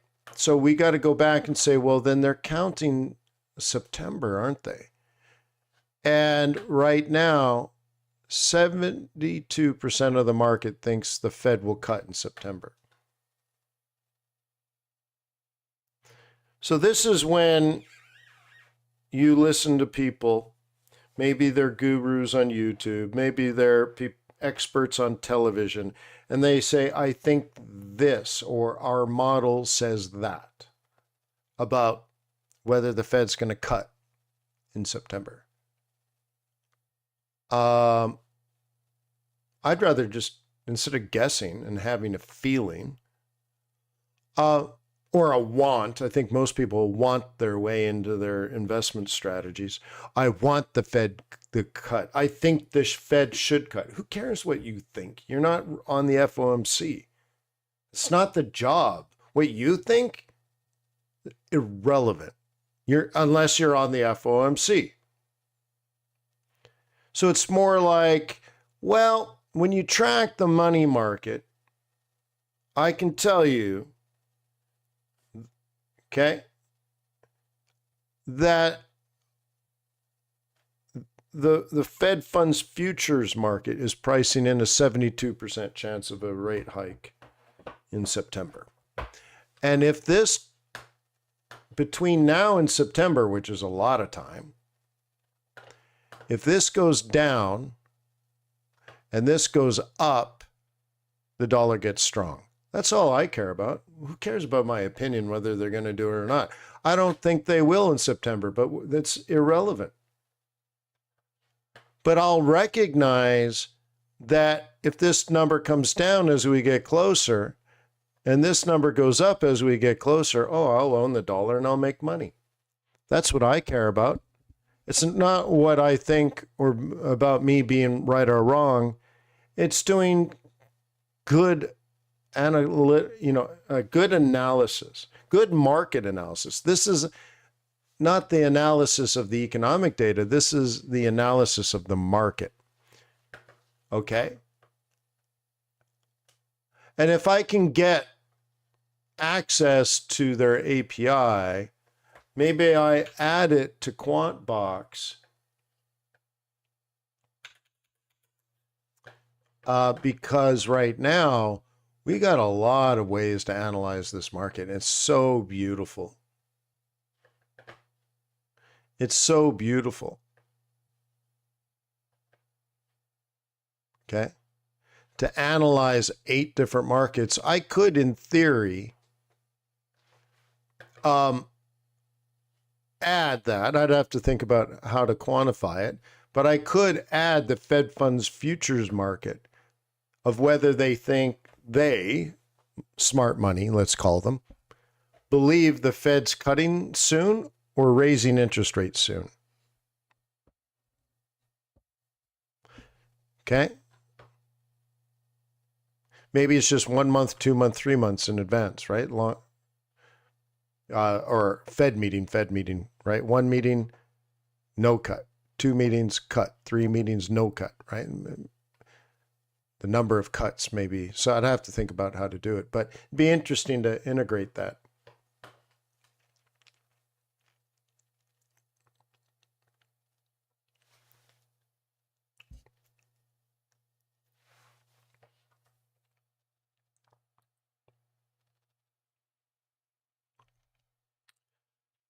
So the stock market's open soon. How many people here like to trade the stock market or at least watch the stock market open?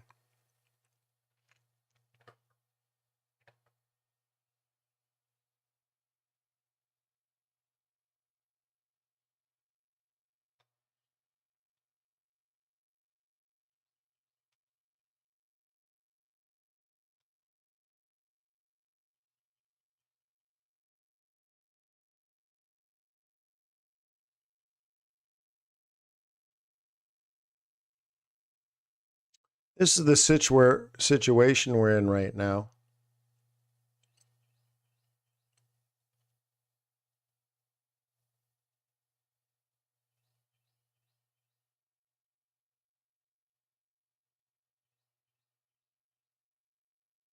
Okay.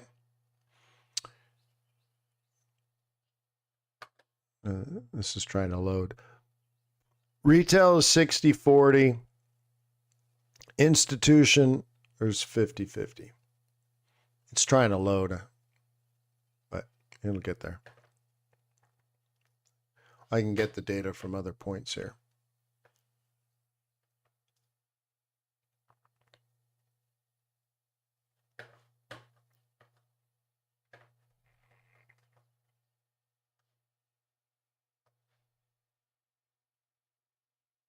Okay. That's still struggling to load. Interesting. Well, I'll show you what it's trying to load. Oh, there we go. 44% of institutional investors are long, 44.5. 55.5 are short the S&P 500. Neutral, so that gets represented here as a 0. Retail, 60-40. So if retail is long, QuantBox says trade against them. Isn't that funny?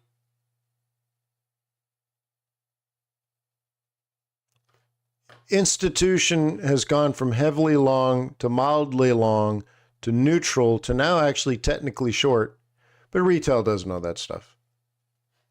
So anyways, they're buying the technical analysis. It's still technically bullish. Yes, that is true. And projected that it can rise higher if nothing changes. That's true.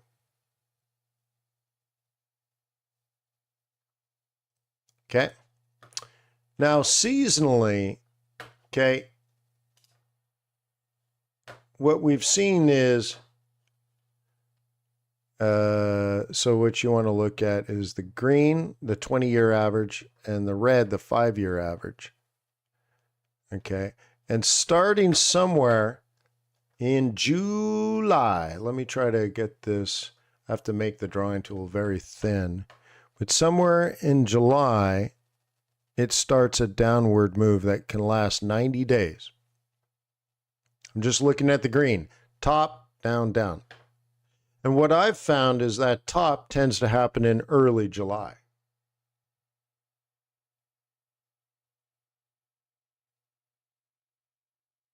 Huh.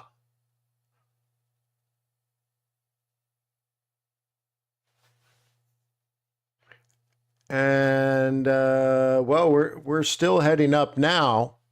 Be interesting if we get to a key point and then reverse course. Well, if that happens, no, we don't know if it does. It's just that's on average 20 years. And look what's happened over the last 5 years. Connect just the red now.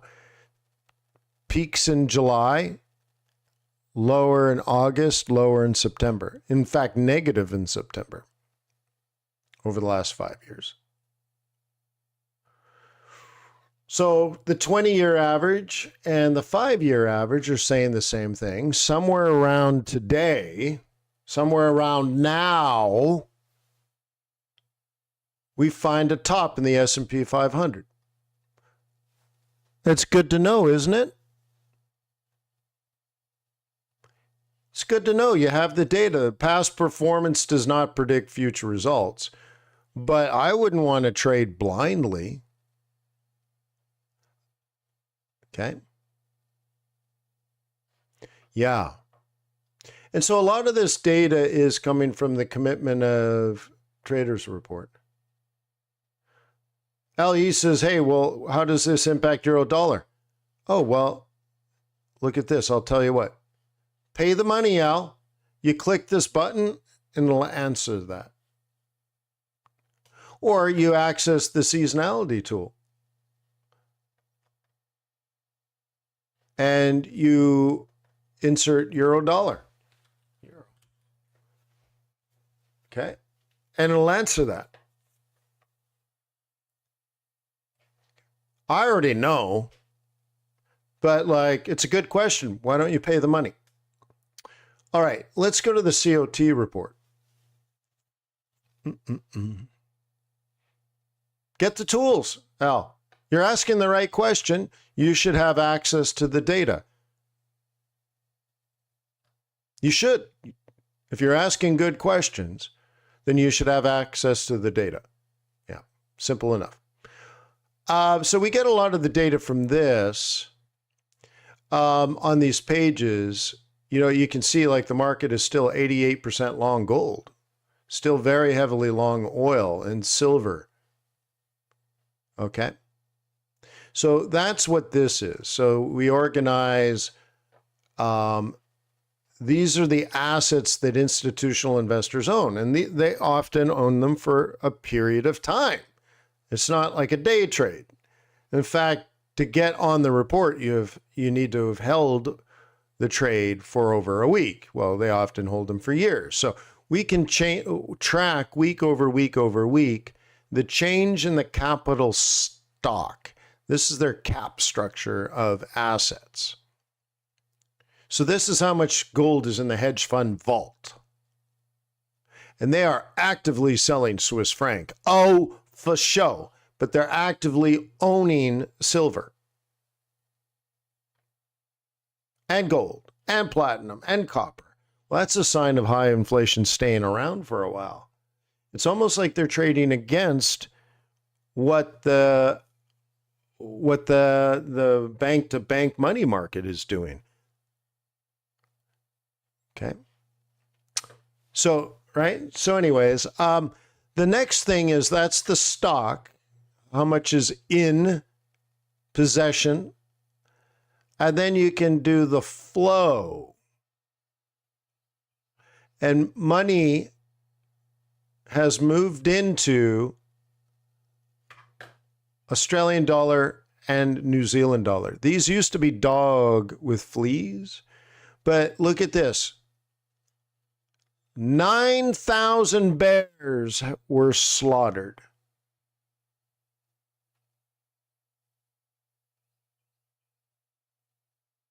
Okay. Because why own dollar? Because historically, this time of year, dollar gets strong. Everybody here should know it. It's in seasonality. I have a whole page dedicated on it. USD seasonality. You just click on that and you're like, oh yeah, dollar should get strong. And so it's just normal. That would be, all of this points to the same thing. Interest rates stay higher for longer. When I read the capital stock of hedge funds in the United States, they believe the Fed's not going to cut in September. That's the 72% number that we saw there by bankers are just flat out wrong.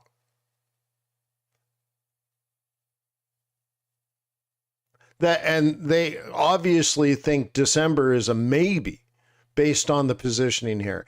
And if the Fed doesn't cut because inflation remains high, gold will go up, oil will go up, silver will go up, platinum will go up, copper will go up. This is just a consequence of what to do with persistently high inflation and slowing growth.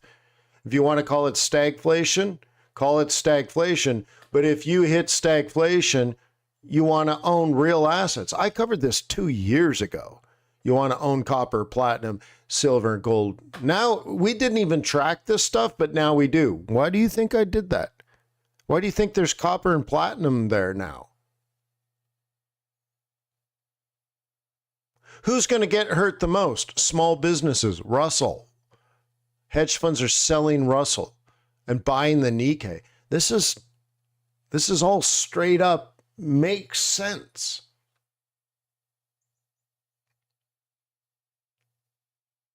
Okay.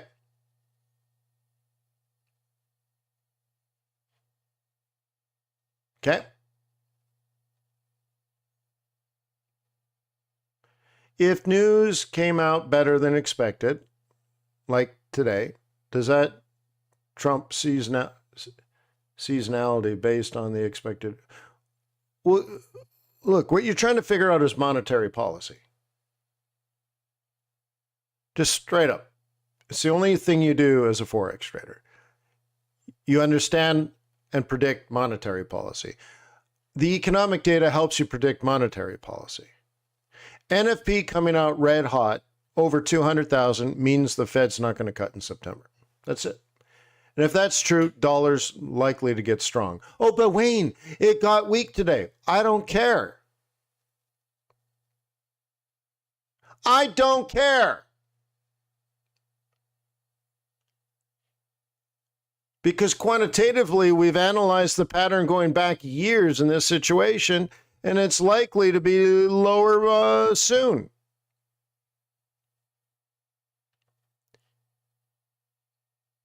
Yeah, exactly.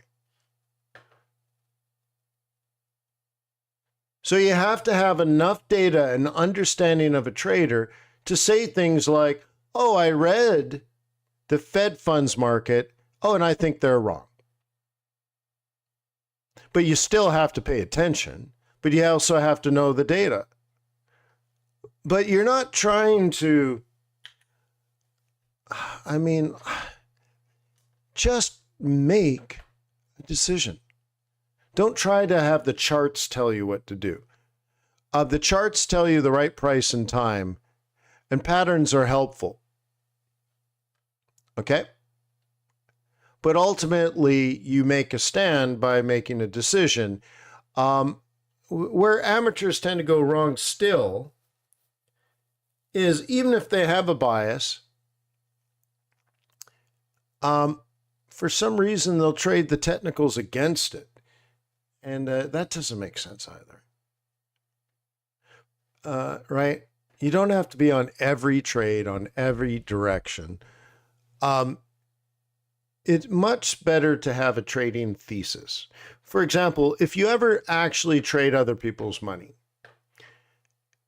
okay, in Forex, you give them a document called the disclosure statement document. It's a DDoc, and it's usually like 50 pages long. Do you know what it says? It tells the client precisely what you're going to do before you do it, and all the risks associated with that. And if you do anything different, you can get sued and probably banned from the industry if you lose that lawsuit. You'll owe all the losses, and you'll probably get penalized, and then, they call it a deficiency, not a penalty, but it'll cost you money there, and then you'll be banned from the industry. So think of it. You have to have a thesis, a bias, and then you trade it. Okay, and so you look at all this data, and you make a decision. It's that simple. Okay. So look at this interesting data, huh? When we flip this around, the market is quite long Nikkei, but check this out. There is definitely capitulation going on. There are 5,000 new bears. 186% increase. Holy smokes. Now, all of this data is old. This afternoon, this will be updated. And you'll have to remember everything and then analyze versus the new data so that you can make sense of it. No, that's not actually true. Not only if you go to QuantBox and sign up,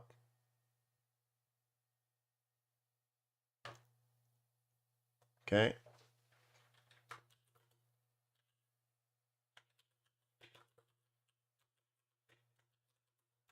Let's see if I can find one. Market open, market open, market open, COT. It's not actually true. So one of the things you can do at QuantBox, let me show you this. Come on. Okay. You sign up. So you sign up for a subscription. Oh, nice. And I get logged out anyways. Okay. And then it takes you into here. Then you can upgrade. Okay. And what it does is on Friday afternoons, while you're out partying, you're standing by the pool, okay, having a cocktail, living the life. Okay. And this is going to happen today while I'm out by the pool, drinking a cocktail, living the life. Okay. At 4:58 in the afternoon. This is last week. I will get an update and it'll tell me what changed. So QuantBox will remember last week and it'll look at this week. Okay. New minus old. And we will get this. And I can just look at it and say, oh, that's interesting. Money flowing to Aussie and CAD and Kiwi. I guess I should be trading those next week. You see? You know what most people do? They don't even look at the COT report. They don't even care about the flow of capital. This is the flow of capital by institutional investors in the United States that trade so heavily that they're required by law to report their change in positioning to the government. And amateurs don't even pay attention. It's laughable. I mean, it's gross negligence, but it's really not fair because they don't know. But even if they do, they've probably heard it 1,000 times. You need to track institutional investors and they're like, yeah, that makes a ton of sense. And then they don't. Now you could. So QuantBox will update. And if you don't have the fundamental alert service, then you can just sometime this weekend, right? Sometime this weekend, just log in and review it. Oops, that's live. Sorry. We do daily videos, by the way. What was I trying to do? Oh yeah. You can just log in over the weekend and do the analysis yourself. So in a few hours, this updates because we get new data from the government. We pull this right from the government. Isn't that cool? So put that on your list. Today, you are going to review the changes in the commitment or traders report.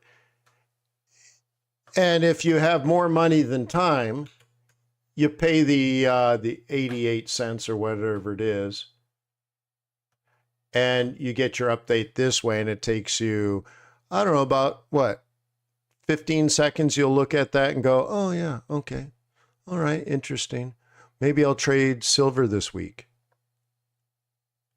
Maybe I'll trade Aussie this week. And because you have more time than money, then you're interested in saving time. Okay, so then you're like, so that was a week ago, right?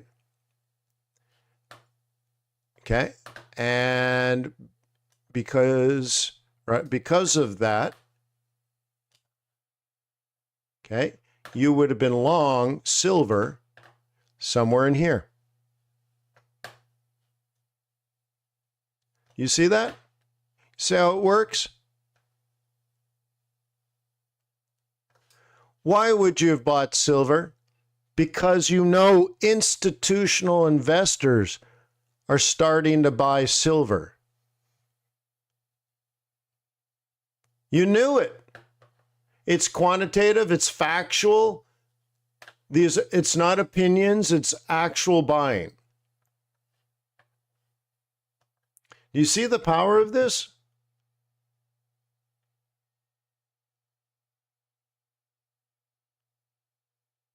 Okay. Yeah, Mahai. Once again, I'll say, that's sort of ridiculous. Yeah. So I don't know the person you talk to and stuff, but like to say the positioning of like we're talking by institution, I don't mean like long-term hedgers or something. By institutions, I mean hedge funds bought silver last week with the goal of making more money than God, and your buddy doesn't care?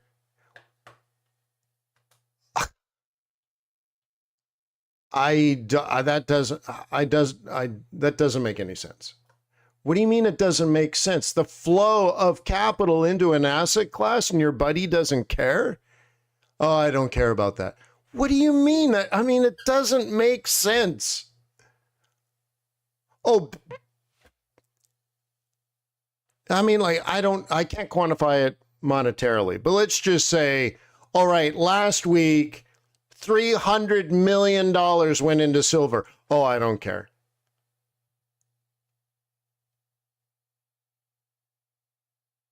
Oh my God. He doesn't know what he's talking about. That is funny. That is dumb. Let me just put it this way. Institutional investors don't give a shit about your stop loss. Pardon my French.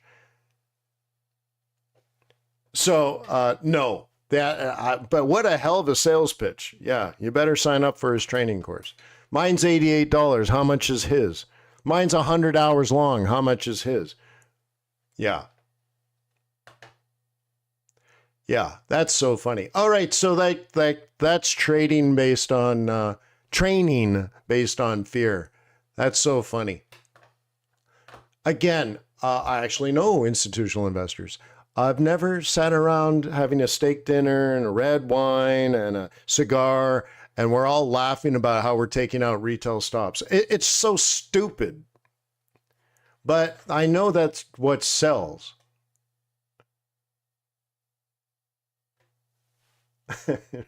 Right? But no one's ever, I mean, I don't even know what to make of that. It's so ridiculous.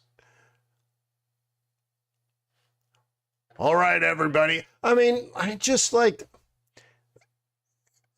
what you're saying is, okay, you're taking out stops, taking the vol.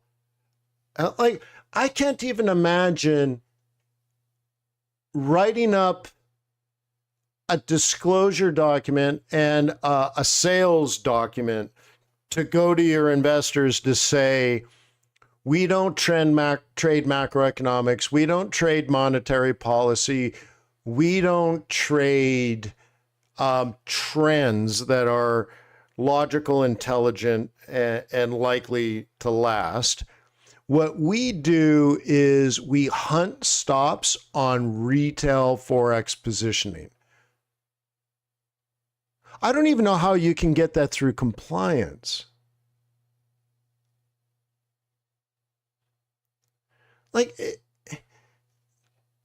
I don't, like, who would even, it doesn't make sense. It's like, once again, like, one of the things you see a lot on YouTube are, big lot sizes on small trades making big money.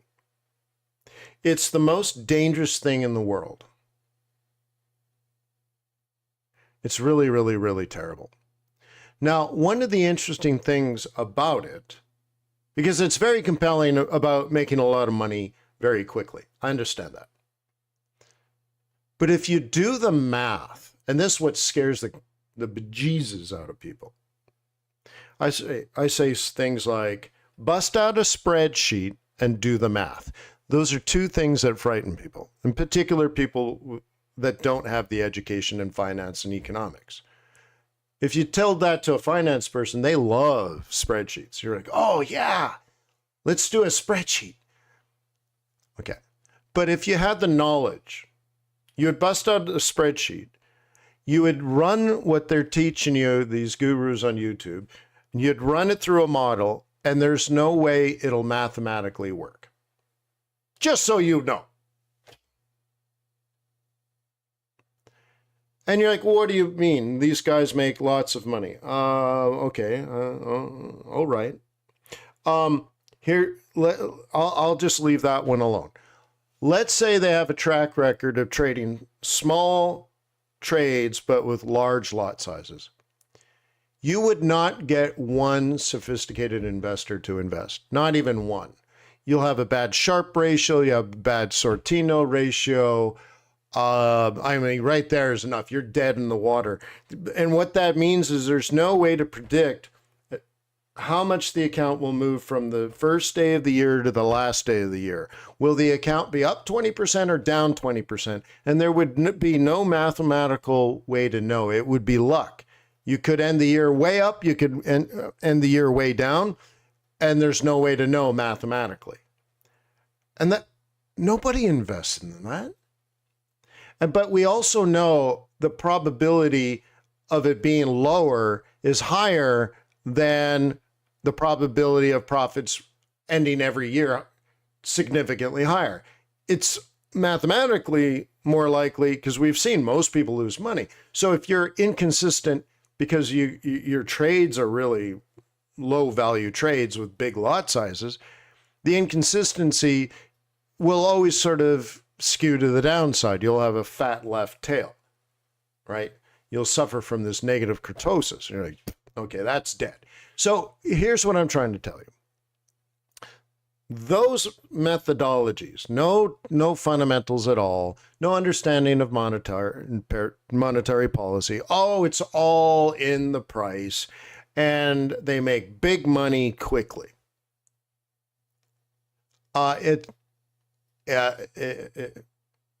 It's probably the dumbest thing ever promised to anybody ever. It's right up there with the lottery. It's really selling poor people a dream. That's it. Oh, you're poor? Well, follow me and you'll get rich quick. And all your problems will be solved. And don't worry about it. You don't need education. You don't need to do work. Everything is in the price. And your problems are going to go away quickly. You don't need to know what you're doing. It's not difficult. It's easy. Just do this, that, and the other thing. It's fool's gold. It's doing humanity a disservice.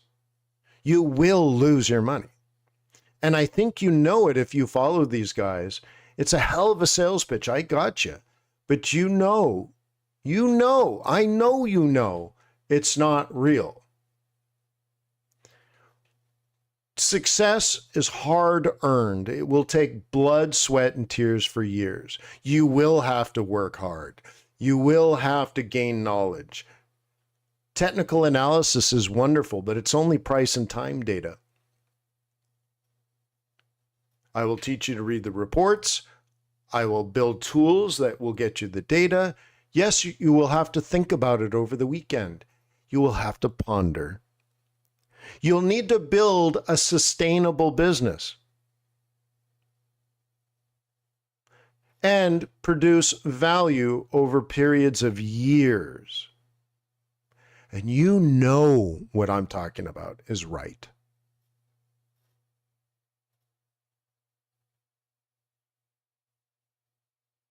Okay? Okay? You know I'm right. And what I want for you is to manage your trading like you're a sustainable small business. And I want you to be able to do this for years. And if you so choose to trade other people's money, I want you to create more value than you ask for. You are building a business that creates value for society. People want you to succeed. That's where you're going. So I think that's it. I think that's good enough. Let's leave 11 minutes early. I often go 11, 12, 20 minutes over, and that's not fair to our moderator. So moderator, I give you 11 minutes back. Thank you, everybody. Please click the thumbs up button on the way out. Be respectful for FX Street hosting us for the 219th month. That's 18 and a half years. So I hope you truly believe I want you to succeed. Okay, Veritas is the motto for Harvard. Okay, this is, sort of your power is from your knowledge. The truth is what it means. Okay, you will gain powerful. You will be powerful because you know the truth. Another way of looking at it, when I graduated, they gave me a lamp. What does that mean? I am Illuminati. And then Harvard teaches you that society is relying on you to lead, to light the way. You're Illuminati. You're providing a guiding light in a world of darkness.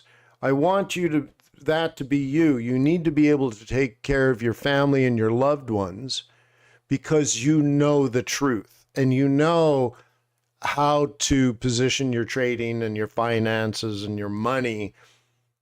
And you can talk to somebody, you're like, well, the Fed's going to cut by December. And when that happens, we're going to start a real estate rally and prices of your home will probably go up 20%. Like people rely on you as the data source now and not the idiots on TV. Because I'll tell you, they don't know. So you are the one. You are the Neo. I've been looking for you, Neo. Peace on earth. May the pips be with you. May your profits be above average. Have a wonderful weekend.